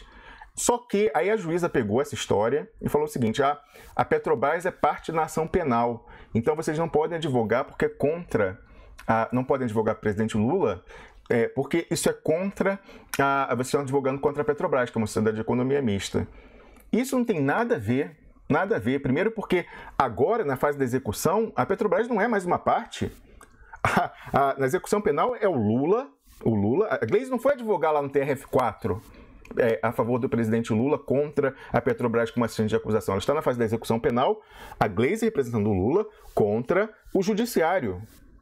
Contra o judiciário, ali contra a juíza da execução, contra o Ministério Público Federal. Ali não tem sociedade de economia mista, não tem Petrobras. Agora, fora isso, a Gleisi pode ser advogada do Lula em qualquer aspecto do aconselhamento jurídico. Ela podia ser a advogada que vai escrever o testamento do presidente Lula, dos seus bens. Ela podia ser a advogada que vai olhar sobre multa de trânsito do presidente Lula. Ela pode ser a advogada que vai fazer um inventário dos seus bens, uma advogada que vai constituir uma reestruturação societária na empresa de palestras do presidente Lula. Ela pode ser advogada para qualquer coisa. E só o fato dela ser advogada permite ela, para qualquer fim jurídico, permite que ela visite o presidente Lula. Então não tem nada a ver. Essa história já era mentira lá atrás. Aí agora, ela indo ao STF, isso fica explicitado. Ela está advogando lá em cima, nas causas, no TSE e no STF, as causas eleitorais. Então, por causa disso, essa juíza perdeu totalmente a competência para impedir a Gleisi Hoffmann de entrar. Sensacional essa jogada dos dois, da Gleisi e do presidente Lula. Olha, tira o chapéu. Em francês eles falam assim, quando se admira, fala chapeau, né? Tirar o chapéu. Realmente, parabéns aos dois, arrasaram. Arrasou também o Ismael Moraes dando esse furo aí, essa informação. Muito importante, muito importante e renovando mais uma vez nossas esperanças. O presidente Lula está resistindo, a gente estava preocupado com o fato dele estar isolado e agora só o pessoal favorável ao plano B ter acesso a ele para levar a informação e para trazer a palavra dele entre aspas, né, nesse caso. E agora a gente tem a informação de que Gleisi Hoffmann conseguiu reconquistar esse direito natural que tinha sido ilegalmente retirado por essa juizeca lá de Curitiba, pau mandado do Sérgio Moro. Muito obrigado, Maíra Valente, por nos lembrar aí dessa informação relevantíssima. E aí, para concluir, então, essa história, essa meta-análise da leitura, daqui a pouco o Gustavo Galvão deve estar chegando aí, ele que chega que nem um trovão, né? Cheio de barulho. Eu quero mostrar um artigo da Helena Chagas que saiu ontem. Olha só, vamos lá. Ela publicou o seguinte, ó. PT tem medo do TSE e TSE tem medo do PT. Olha que interessante, ela que leva recado de um para o outro. Lá no final, o que ela admite? Ó, o resultado desse jogo, por enquanto, é 1-1. O que ela fala 1-1? O TSE tentou aquele voodoo judicial na sexta-feira. Vou cortar aqui para a gente de novo. Eles tentaram um voodoo judicial, né, falando que o PT tinha que desistir imediatamente da candidatura do presidente Lula. E aí falando, olha, tá sem tempo de televisão. Agora, se vocês substituírem pelo Fernando Haddad, volta tudo como estava antes, né? Deu uma paulada e aí ficava oferecendo a cenourinha. Eles estavam esperando... Tudo não, né? Eles vão dizer que o Lula pode aparecer como, acho que apoiador por tanto tempo. Eles vão dar as regras aí, vão fazer assim uma espécie de produção do programa. Sem microfone, exatamente, Carlos. Então, é o seguinte, eles falaram essa questão aí, né, da substituição, e me pareceu, Carlos, que, naquele caso, os advogados também estavam, na verdade, defendendo mais o interesse do plano B do que o presidente Lula. Aquela história deles vazarem na véspera, informaram, inclusive, publicaram na Helena Chagas e outras pessoas, de que o presidente Lula não seria julgado naquela sexta-feira. E aí depois, numa pauta surpresa, entre aspas, pra gente, né, de fora, foi surpresa, de que ia ser julgado sim. Desculpa, Carlos, certamente a defesa sabia, porque os ministros não podiam fazer uma alteração dessa sem saber, por exemplo, que esses advogados, aí é o Eugênio Aragão e o Luiz Fernando Pereira Casagrande Pereira, estariam em Brasília. Imagina um caso tão relevante desse, eles poderiam não estar lá. Então, como que eles sabiam que tinham que ficar e que iam fazer sustentação oral? Você acha realmente que eles só souberam na hora do julgamento? Porque foi na hora do almoço, só que a Rosa Weber divulgou? Então, eu acho que eles estavam ali defendendo mais o interesse do plano B, talvez porque entendam que é o melhor interesse do partido, aí é outra questão, do que o interesse de quem quer manter a candidatura do presidente Lula. E aí, então, eles tentaram, para mim, num acerto com a defesa, fazer esse voodoo, falar, olha, se você não substitui o Lula agora, você está ferrado. Tem essa aqui, ó, bota o Haddad que eu ajudo vocês, me ajuda a te ajudar, bota o Haddad. Essa é a minha leitura. Esse voodoo judicial e midiático não funcionou, porque isso era para fazer uma operação choque e terror em cima da liderança política do PT, para que ela substituísse imediatamente, falasse, não, vou substituir agora, tal. Ai, meu Deus, estou sem tempo de televisão, vamos substituir tal. Exatamente, eu já falei aqui, como fizeram naquela história do vice, passaram a defesa passou a versão para a liderança política do PT, que eles tinham que indicar naquele domingo a chapa até a meia-noite, senão a chapa não ia ser registrada, ia ser cassada. Mais uma vez, esse medo que a gente já viu que não é verdade. O golpe faz questão que o PT participe da eleição para legitimar o resultado que eles já contrataram. Então, nesse caso aí específico, eles já ficaram meio escaldados, eu acho, depois devem ter ouvido vozes como eu ouvi, de gente de dentro dizendo que não era o caso, que podia esperar mais um dia, não tinha que ser naquela meia-noite, e eles fizeram aquilo para forçar o tal do triplex do plano B. Aí agora, de novo, tentaram fazer aquilo ali para tentar forçar o PT já naquela hora, dizer, ai meu Deus, o primeiro é agora sábado, vamos substituir, porque senão a gente vai ficar sem e tal. Não colou. Primeiro empurraram para a segunda, para ter essa reunião com o Lula. Agora o Lula vai e fala que não vai substituir coisa nenhuma, que vai manter a candidatura dele. Então esse voodoo judicial não colou. E a Helena Chagas passa recibo disso, vou cortar lá a tela para a publicação dela, dizendo, ó, o resultado por enquanto é 1-1. O que foi 1-1? O TSE deu aquele golpe tentando enquadrar o PT não se intimidou e manteve a candidatura, inclusive manteve o programa eleitoral com o presidente Lula candidato no rádio. Ontem teve uma sanção lá, o ministro do TSE tirou do ar o programa do rádio, o PT disse que vai substituir, já com essa história de só 25%, Lula como apoiador e tal. Aí é o que ela diz aqui, ó, interlocutores das duas partes acham que vai ficar por isso mesmo. O PT não vai abusar nos programas e o TSE não vai caçá-los mais. Afinal, se o PT tem medo do TSE, o TSE também tem medo do PT. Essa é a Helena Chagas, que vinha lá falando que era contra a manutenção do Lula, que ela teme muito o caos institucional com a manutenção da candidatura do PT. Então, ela usava na voz própria, né, que seria apocalíptico e tal. Então, ela não está relatando o temor do TSE, ela também é contra isso. E ela reconhecer que o TSE tem medo do PT, qual é o medo que eles têm, gente? De melar essa eleição, que é farsa. Esse é o medo do TSE. Esse é o medo do TSE. Eles têm absoluto... Por isso que eles não vão caçar a chapa e não iriam. Se eles quisessem caçar a chapa... E essa deveria ser a força utilizada pelo Partido dos Trabalhadores nessa eleição. É esse medo. Jogar com esse medo de que não, nós não vamos. Se vocês pressionarem, nós vamos pressionar com a arma que a gente tem, que é não legitimar essa eleição. Não legitimar o regime ou a consolidação do regime que está em andamento. Não é tu que diz que o regime tem a caneta? Por que o regime ia jogar a caneta para cima? Quem pegar primeiro fica com ela. Então, ninguém vai fazer isso. Mas é exatamente isso, Carlos Krebs. Então, ela mostra o medo do TSE e do golpe em geral é que o PT tensione e mele a eleição. Essa é a preocupação deles. Por isso que eles não deixaram para julgar depois do dia 17, quando poderia caçar a chapa, se eles inabilitassem o Lula lá e o nome não pudesse ser mais substituído. Eles fazem questão que o PT concorra. E isso que é esquisito. O golpe fazer questão que o PT concorra é porque eles têm alguma garantia de que o PT, como parte, não é ameaça ao plano deles. Então, de duas umas, a gente falou aqui, ou porque eles já contrataram lá até com recurso à fraude eleitoral a derrota do Fernando Haddad, ou então, por outro lado, eles têm a certeza de que o Haddad será um Lenin Moreno volume 2. De duas uma. Por que eles querem tanto isso? Eles querem legitimar o resultado, não querem mais isso. Então, essa colocação da Helena Chagas dizendo que o TSE tem medo do PT, o medo é esse, que o PT mele esse jogo. E aí já o Carlos Krebs correu aqui, me mostrou, já o Gustavo Galvão está aguardando para entrar com a gente, mas eu queria mostrar essa notícia do Ismael Moraes, relevantíssima. Parabéns, Ismael, por essa notícia em primeira mão, olha só. Blog do Ismael de hoje, a notícia, ó. Lula nomeia Gleisi, sua advogada, no TSE e STF para registro de candidatura. Olha, sensacional, presidente Lula e Gleisi Hoffmann, tira o chapéu. A presidente nacional do PT, Gleisi Hoffmann, foi constituída como advogada de Lula no Supremo Tribunal Federal e no Tribunal Superior Eleitoral. A senadora estava atuando como defensora na execução da pena do ex-presidente, cuja juíza responsável, Carolina Lebos, a juizeca lá do Paraná, pau mandado do Moro, vetou a dirigente vetou a dirigente visitas nas visitas a Lula. Não é verdade. O Fernando Haddad continua podendo ver, o Vadir Damasco também podia continuar vendo, segundo a juizeca, que é pau-mandada do Sérgio Moro. Portanto, a partir de agora, Gleisi integra o time de advogados que tem a missão de registrar a candidatura de Lula nas cortes superiores. Olha, eu quero dizer o seguinte sobre isso, já para chamar o Gustavo.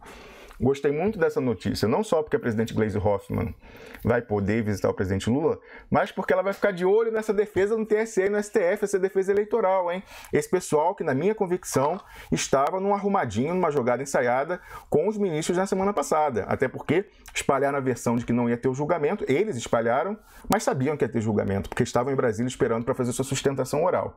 Então, gostei muito da presidente, olho do gato, né? O olho do dono que faz o boi engordar.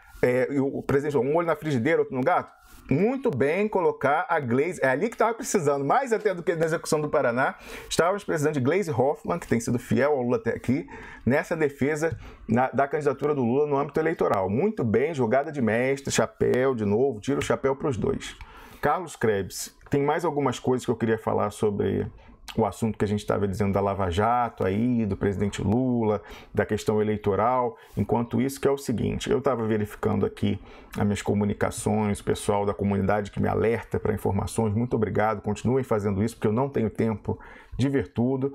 E aí, a Zuzu Palomone mandou uma informação aqui muito interessante, de que aquele Instituto Ipsos, que é um estudo daqui da França, multinacional, atua em diversos países, vem fazendo um levantamento sobre a taxa de aprovação da Lava Jato ao longo do tempo e mostra que o desgaste continua caindo, né? A popularidade da Lava Jato cai, a gente já sabe que o presidente Lula tem uma aprovação maior que a do Sérgio Moro e sua rejeição é menor que a do Sérgio Moro, né?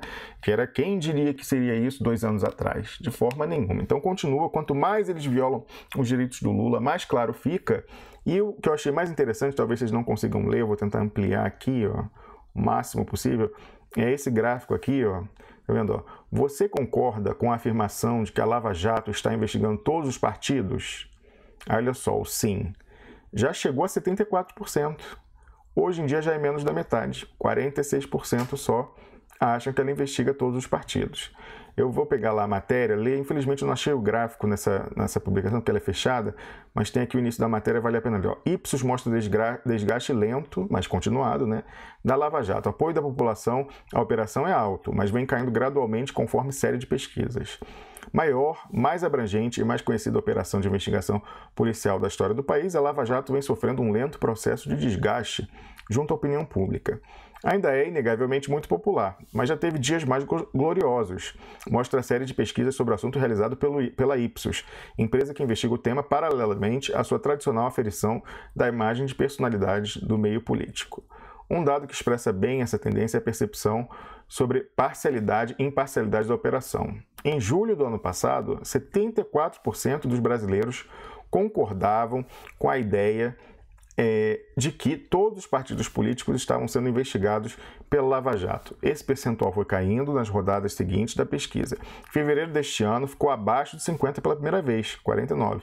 No último levantamento, finalizado na primeira quinzena de agosto, o resultado foi de 46%. E aí continua aqui analisando, não há necessidade, realmente mostrando todos os números de aprovação estão em queda, e mesmo falando que ainda há uma parte da população que é pega pela propaganda, mas isso é uma questão do tempo. Quanto mais eles atacam Lula, mais isso fica evidente. Isso é importante. Acho que nós vamos nos livrar de uma continuação daquele filme terrível que botaram nos cinemas no ano passado, né?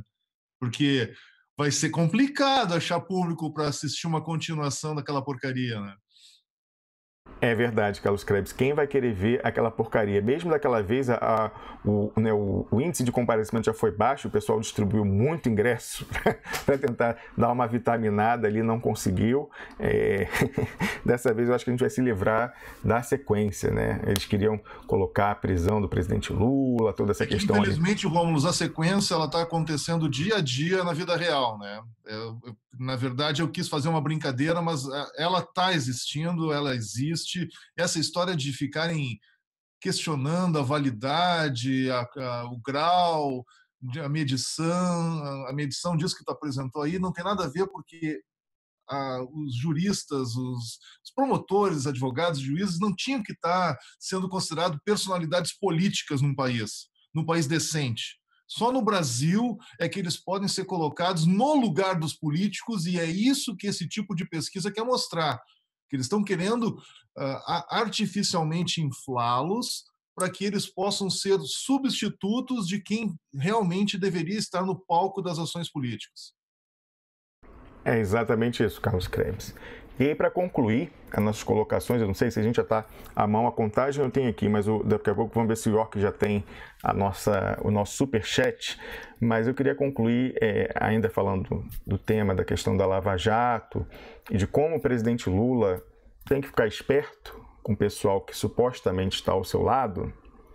Eu queria mostrar um comentário aqui, é um artigo que eu publiquei no sábado, logo no dia seguinte ao julgamento, quer dizer, nem dia seguinte, porque foi na virada, né, de sexta para sábado, então no próprio dia do julgamento do Tribunal Superior Eleitoral. Eu publiquei o artigo aqui no Duplo Expresso sábado e compartilhei nas redes sociais. Então lá no meu compartilhamento no Facebook, ó, tá aqui o título dele, né? Bom policial, mal policial, TSE revelou querer plano B em eleição normalizada. E aí? E aí que a resposta do Lula foi não. Ainda bem, né? Tá resistindo lá. Mas eu queria mostrar um comentário que um membro da comunidade colocou aqui sobre o Jornal Nacional que foi ao ar naquele dia, no sábado à noite, né? Então 24 horas depois do julgamento. Me chamou a atenção, eu não sabia que eles ousariam ser tão explícitos, né? Mas olha só o que ela coloca aqui. Ah, não, foi um membro, o Alexandre. Colocou o seguinte, ó, perguntou para mim, assistiu o Jornal Nacional ontem? Não assisti, não costumo assistir. E botou, José Eduardo Cardoso, homenageado pela relatoria da lei da ficha limpa na Câmara. E Aloysio Mercadante no Senado.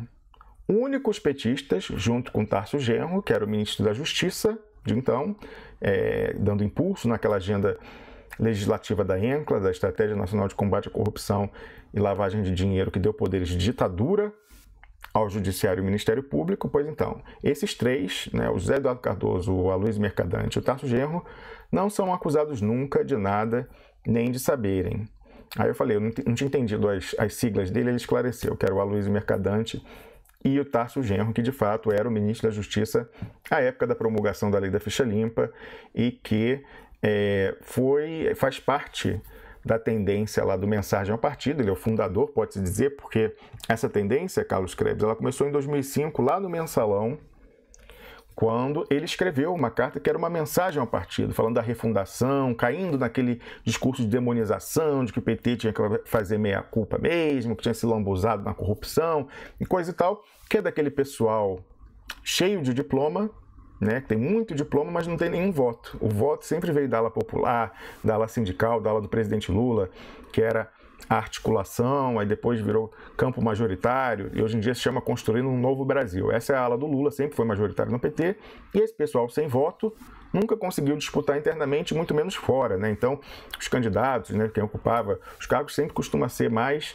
da ala do presidente Lula. Ela é muito forte lá no Sul, né? No Rio Grande do Sul parece que essa mensagem ao partido é mais... Aí no Sul, né? No Rio Grande do Sul essa mensagem ao partido é mais forte. Agora, no restante do Brasil é fraca. E a gente vê aí expoentes dessa ala que prima por ter membros do chamado petismo jurídico. O professor Luiz Moreira chamou isso do petismo jurídico, ele distinguiu o petismo político do jurídico. Ele falou, o político é obra do Lula, de emancipação nacional, da defesa da soberania e de emancipação do povo, e o petismo jurídico era dessa mensagem ao partido, essa ala dos doutores com formação jurídica, que, por ter essa formação, foram escalados para ocupar o Ministério da Justiça durante os governos do PT, e que tinham laços muito estreitos com membros do Ministério Público, os tuiuius, lá da Procuradoria-Geral da República, até, por exemplo, o Eugênio Aragão é próximo. Começaram com essa história, então, de que tinha que indicar o primeiro colocado na lista da PGR, isso foi uma invenção desse pessoal, colocar essa agenda de cooperações estrangeiras com os Estados Unidos, que abriram as pernas do nosso sistema de justiça para essa interferência dos interesses geopolíticos e geoestratégicos dos Estados Unidos, espionagem, da informação de inteligência, mandando o pessoal fazer treinamento lá fora. Fizeram alterações legislativas, a lei das organizações criminosas, lei da delação premiada, uma mudança legislativa que autorizou com muito mais facilidade a decretação de prisão preventiva, todo esse arcabouço legal com poderes ditatoriais ao Ministério Público. Está mexida na Lei de Segurança Nacional também, Rômulo? Lei de Segurança Nacional? Antiterrorismo. Antiterrorismo. Segurança Nacional não. Segurança Nacional é lá do Figueiredo. Tá certo. É antiterrorismo. A lei antiterrorismo, exatamente, que pode enquadrar movimentos sociais. Todo esse pessoal promoveu isso, dando poderes de ditadura ao Ministério Público e ao Judiciário, que são poderes não eleitos. Então, eles, Carlos Krebs, como nunca tiveram voto, eles não ligam muito para o voto. Então, eles, quando estavam ocupando, através do voto no Lula, ocupando o Ministério da Justiça, colocaram impulsionaram uma agenda legislativa anti-voto, empoderando os poderes não eleitos da República, Ministério Público e Judiciário, em desfavor dos poderes eleitos, o Legislativo e o Judiciário. E aí o professor Luiz Moreira, no último texto que ele colocou sobre o petismo jurídico, é só você procurar lá em duploexpresso.com, PT jurídico, ele faz uma constatação de arrepiar. Ele fala que se o Bolsonaro ganhar, ou se o Alckmin ganhar, e eles quiserem encarcerar em massa a juventude negra, criminalizar o MST, colocar todo mundo na cadeia e explicitar o caráter de exceção de perseguição política, eles não precisam alterar uma lei, nenhuma. Todas as leis permitindo tudo isso foram aprovadas durante os governos do PT, pela ação do petismo jurídico, no qual tem destaque essa ala interna do PT, a tendência mensagem ao partido. O Tarso Genro e o José Eduardo Cardoso, no vazamento do Wikileaks, lá do Cablegate, né, dos telegramas da diplomacia americana, da espionagem americana no Brasil, revelam que eles foram ótimos, fizeram muita cooperação, tinham uma relação muito boa de trabalho com os gringos. Então, esses dois aí realmente são preservados, né? O Aloysio Mercadante ainda apareceu numa coisa muito fake, assim, só para o álibi para dizer que era perseguido, mas já foi devidamente arquivada, realmente, de fato, nunca vão atrás desse pessoal. A mesma perseguição fake que estão fazendo agora com o Fernando Haddad para pintar ele de vermelho, né? Olha só, ele é vermelho sim, gente, estão até indo atrás dele, olha só, né? Como tá difícil o pessoal acreditar, tá com essa perseguição fake, da mesma forma fizeram uma colosão Mercadante, que é para tirar as suspeitas que pairam, mas não adianta não, porque aqui a gente tem informações, um desses nomes aí, eu não vou dizer quem, hein? Um desses nomes, desses três aí que foram mencionados, o Wellington Calazans, que por ter trabalhado na guerra em Angola, conquistou uma relação com serviços de inteligência do mundo inteiro, ele sabia já, antes do PT chegar ao poder, em 99, que um desses três nomes trabalhava para a inteligência americana. Foi infiltrado no PT desde a origem e estava lá. Ele sabe disso, ele avisou algumas pessoas há muito tempo, ele me falou isso, um desses três nomes, já vamos diminuir aí, um desses três nomes é infiltrado, plantado desde o início, assim, muito antigo, no Partido dos Trabalhadores. E aí, gente, por favor, né, quem fala assim, ai meu Deus, você acha que os Estados Unidos colocam infiltrado em todas as forças de esquerda do mundo? A gente viu recentemente a CIA admitir que financiava os filósofos, o pessoal pós-moderno, né, da França, Foucault, eles davam dinheiro para dividir a esquerda. Se eles agora admitem isso, vocês acham que o maior partido de massas do Brasil, surgindo ali quando a ditadura ia ser tirada do poder, você acha que eles não iam plantar pessoas também? No mundo, o Brasil ia ser uma exceção mundial, todos os lugares eles infiltram pessoas. Acabaram de infiltrar o Lenin Moreno lá no Rafael Corrêa. Você acha que o PT seria o único blindado contra a infiltração? Não. Então, um desses três nomes, o Wellington Calazans tinha a informação desde antes do PT chegar ao poder que era um infiltrado. E mais um que não é incomodado. Então, é importante ver essa questão. Esse pessoal está no partido, está agindo em favor do plano B, os três ostensivamente agindo perseguindo o objetivo do plano B. O José Eduardo Cardoso, a gente sabe, é o maior responsável pelo Lula ter se entregado, mentiu 2 vezes, aquela história de que não tinha habeas corpus em prisão preventiva, que ia ser decretada uma prisão preventiva, que não foi, era mentira, e além disso tinha habeas corpus em prisão preventiva, e além disso garantiu, junto com os bons policiais do STF, porque o STF tem o bom e o mau policial, mas todos querem quebrar o Lula, que falaram, não, entra aí, se entrega sábado e você vai sair na quarta-feira, presidente Lula. Então falaram, você tem que ir preso para não ficar preso. Era aquela história, né? Porque se você tem que ir preso hoje, porque senão vai ser decretada uma prisão preventiva que você não vai poder pedir liberdade através de habeas corpus. Então, você tem que ir preso para não ficar preso. Isso ele ia ficar só alguns dias, né? De sábado até quarta-feira, já está há 150 dias. Hoje completa exatamente, ele tem que ir preso, Krebs. mas assim, ó, nós não vamos aí prender você. Você vem e se entregue a nós. para mostrar que você está usando de fair play dentro do golpe. É exatamente isso, Carlos. E aí você vê, a gente chega até a nossa contagem, porque faz exatamente 150 dias hoje que o presidente Lula está preso ilegalmente. Ontem sofreu assédio moral para desistir, mais do que da sua candidatura, desistir do Brasil. Resistiu. A gente precisa dar suporte a ele, a Gleisi Hoffmann, Walter Pomar, outras pessoas que dentro do Partido dos Trabalhadores estão resistindo, atendendo aos anseios da base e do próprio presidente Lula, que quer manter sua candidatura. Então, você veja, né, os outros itens da contagem. Faz 96 dias que as provas de inocência do presidente Lula foram destruídas, as que estavam em posse da Odebrecht, mas a gente ainda tem a cópia aqui na Suíça e os advogados têm que vir buscar. Se efetivamente estão preocupados com a defesa do Lula, tem que vir aqui pedir acesso a essa documentação e comprovar com mais farta documentação ainda a fraude processual da Lava Jato. Todos eles têm meu telefone. Faz 190 dias da publicação do documento do Duplo Expresso, aquele que comprovava crime do Sérgio Moro, falando extensamente sobre isso na primeira parte do programa, e faz 90 dias que o Tacla Duran foi lá, convidado pelos mesmos deputados, e deixou eles numa saia justíssima, falando do documento. Mostrei até o vídeo aqui mais cedo. Como corolário disso, eu vou repetir, o presidente Lula, por causa desses rabos presos, está preso ele também há 150 dias ilegalmente, inconstitucionalmente. A gente dá bom dia ao presidente Lula. Carlos Krebs, a gente está pronto aí para falar dos superchats? Ou ainda não? Deixa eu ver aqui se o Yorkshire já mandou para a gente. Tem uns aqui, então eu vou começar por enquanto. Ó. Tem uns após o término do último programa, que é o seguinte, ó, o Fábio Queiroz falou ontem ainda. Ó, por que parte do PT, alinhada a Lula, não chuta o balde contra o plano B? Quem sabe aí na frente, se o pessoal radicalizar, eles não falam, manda real, né? Grava uma mensagem lá falando tudo. É interessante isso. Aliás, Carlos, eu queria dizer o seguinte, que eu esqueci, sobre a mensagem ao partido que eu falava agora. Eu recebi a informação de dentro do PT. Alô, a gente falava aí que o pessoal do Mensagem ao Partido nunca é incomodado pelo Ministério Público, pelo Judiciário, Polícia Federal, nada disso.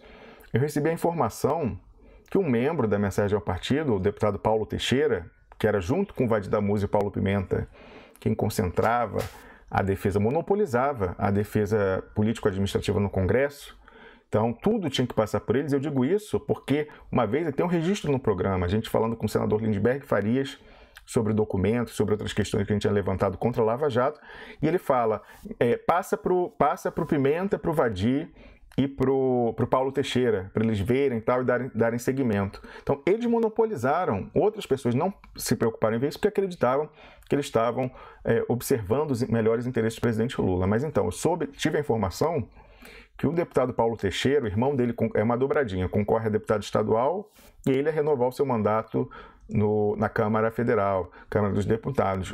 Os dois do Mensagem ao Partido, eles em São Paulo, nessa eleição que está sem dinheiro, Carlos Krebs, todo mundo aí só dependendo do fundo partidário, do dinheiro extraordinário para a eleição e que não tem caixa 2, pelo menos para o PT não tem, para os outros tem, mas para o PT aparentemente não tem, ou para a maior parte das pessoas não tem. Será que a campanha deles assim está com muito dinheiro desses irmãos, que eles teriam mais dinheiro, mais recurso, e aí parece ser de caixa 2, porque não aparece legalmente isso, do que a própria campanha para o governo do estado do Luiz Marinho, ex-prefeito de São Bernardo. Assim, muito dinheiro. Então, como que essa mensagem ao partido no PT consegue ser regada tão bem? Assim, por que eles conseguem atender esse interesse e não tem medo? Isso que foi me passado. Não tem medo nessa eleição de usar caixa 2. É costas quentes com a Justiça, com o Judiciário e o Ministério Público? Sabem que não vão atrás do caixa 2 deles? Por que a Justiça faz distinção entre a mensagem ao partido e a ala sindical popular do presidente Lula? Eu tenho que lembrar, por fim, Carlos Krebs, que o próprio Fernando Haddad, até outro dia, era da mensagem ao partido. Ele também é um doutor sem voto, né? Esse pessoal que tem diploma não tem voto. Ele não foi reeleito, né? Teve 16% lá dos votos. A primeira eleição ele foi eleito pelo Lula e pelo João Santana, né? Vamos falar a verdade. 2012. O Lula estava no auge da popularidade, o João Santana aí fazendo suas campanhas brilhantes, com dinheiro, tinha na época, né? E 2016, que foi a Vera, né? Para saber a votação dele, o cara perdeu em todas as zonas eleitorais, inclusive as mais pobres, o que não aconteceu com o PT havia décadas. Mas ele era da mensagem ao partido, ele não tinha voto, mas tinha diploma, e nunca conseguiu derrotar internamente o PT. O pessoal dessa tendência, como o Paulo Teixeira, está tendo caixa 2, então o pessoal que não tem medo de dar, essa é a alegação, eu não tenho provas disso, mas o pessoal diz que está rolando muito dinheiro lá, relatos internos do partido, que ele é mais dinheiro que a campanha para governador, uma campanha para deputado federal e estadual tem mais dinheiro que a campanha para governador, Carlos Krebs. Olha, essa mensagem ao partido, parece que o pessoal da grana gosta do trabalho que ela está fazendo, Carlos. Duplo Expresso.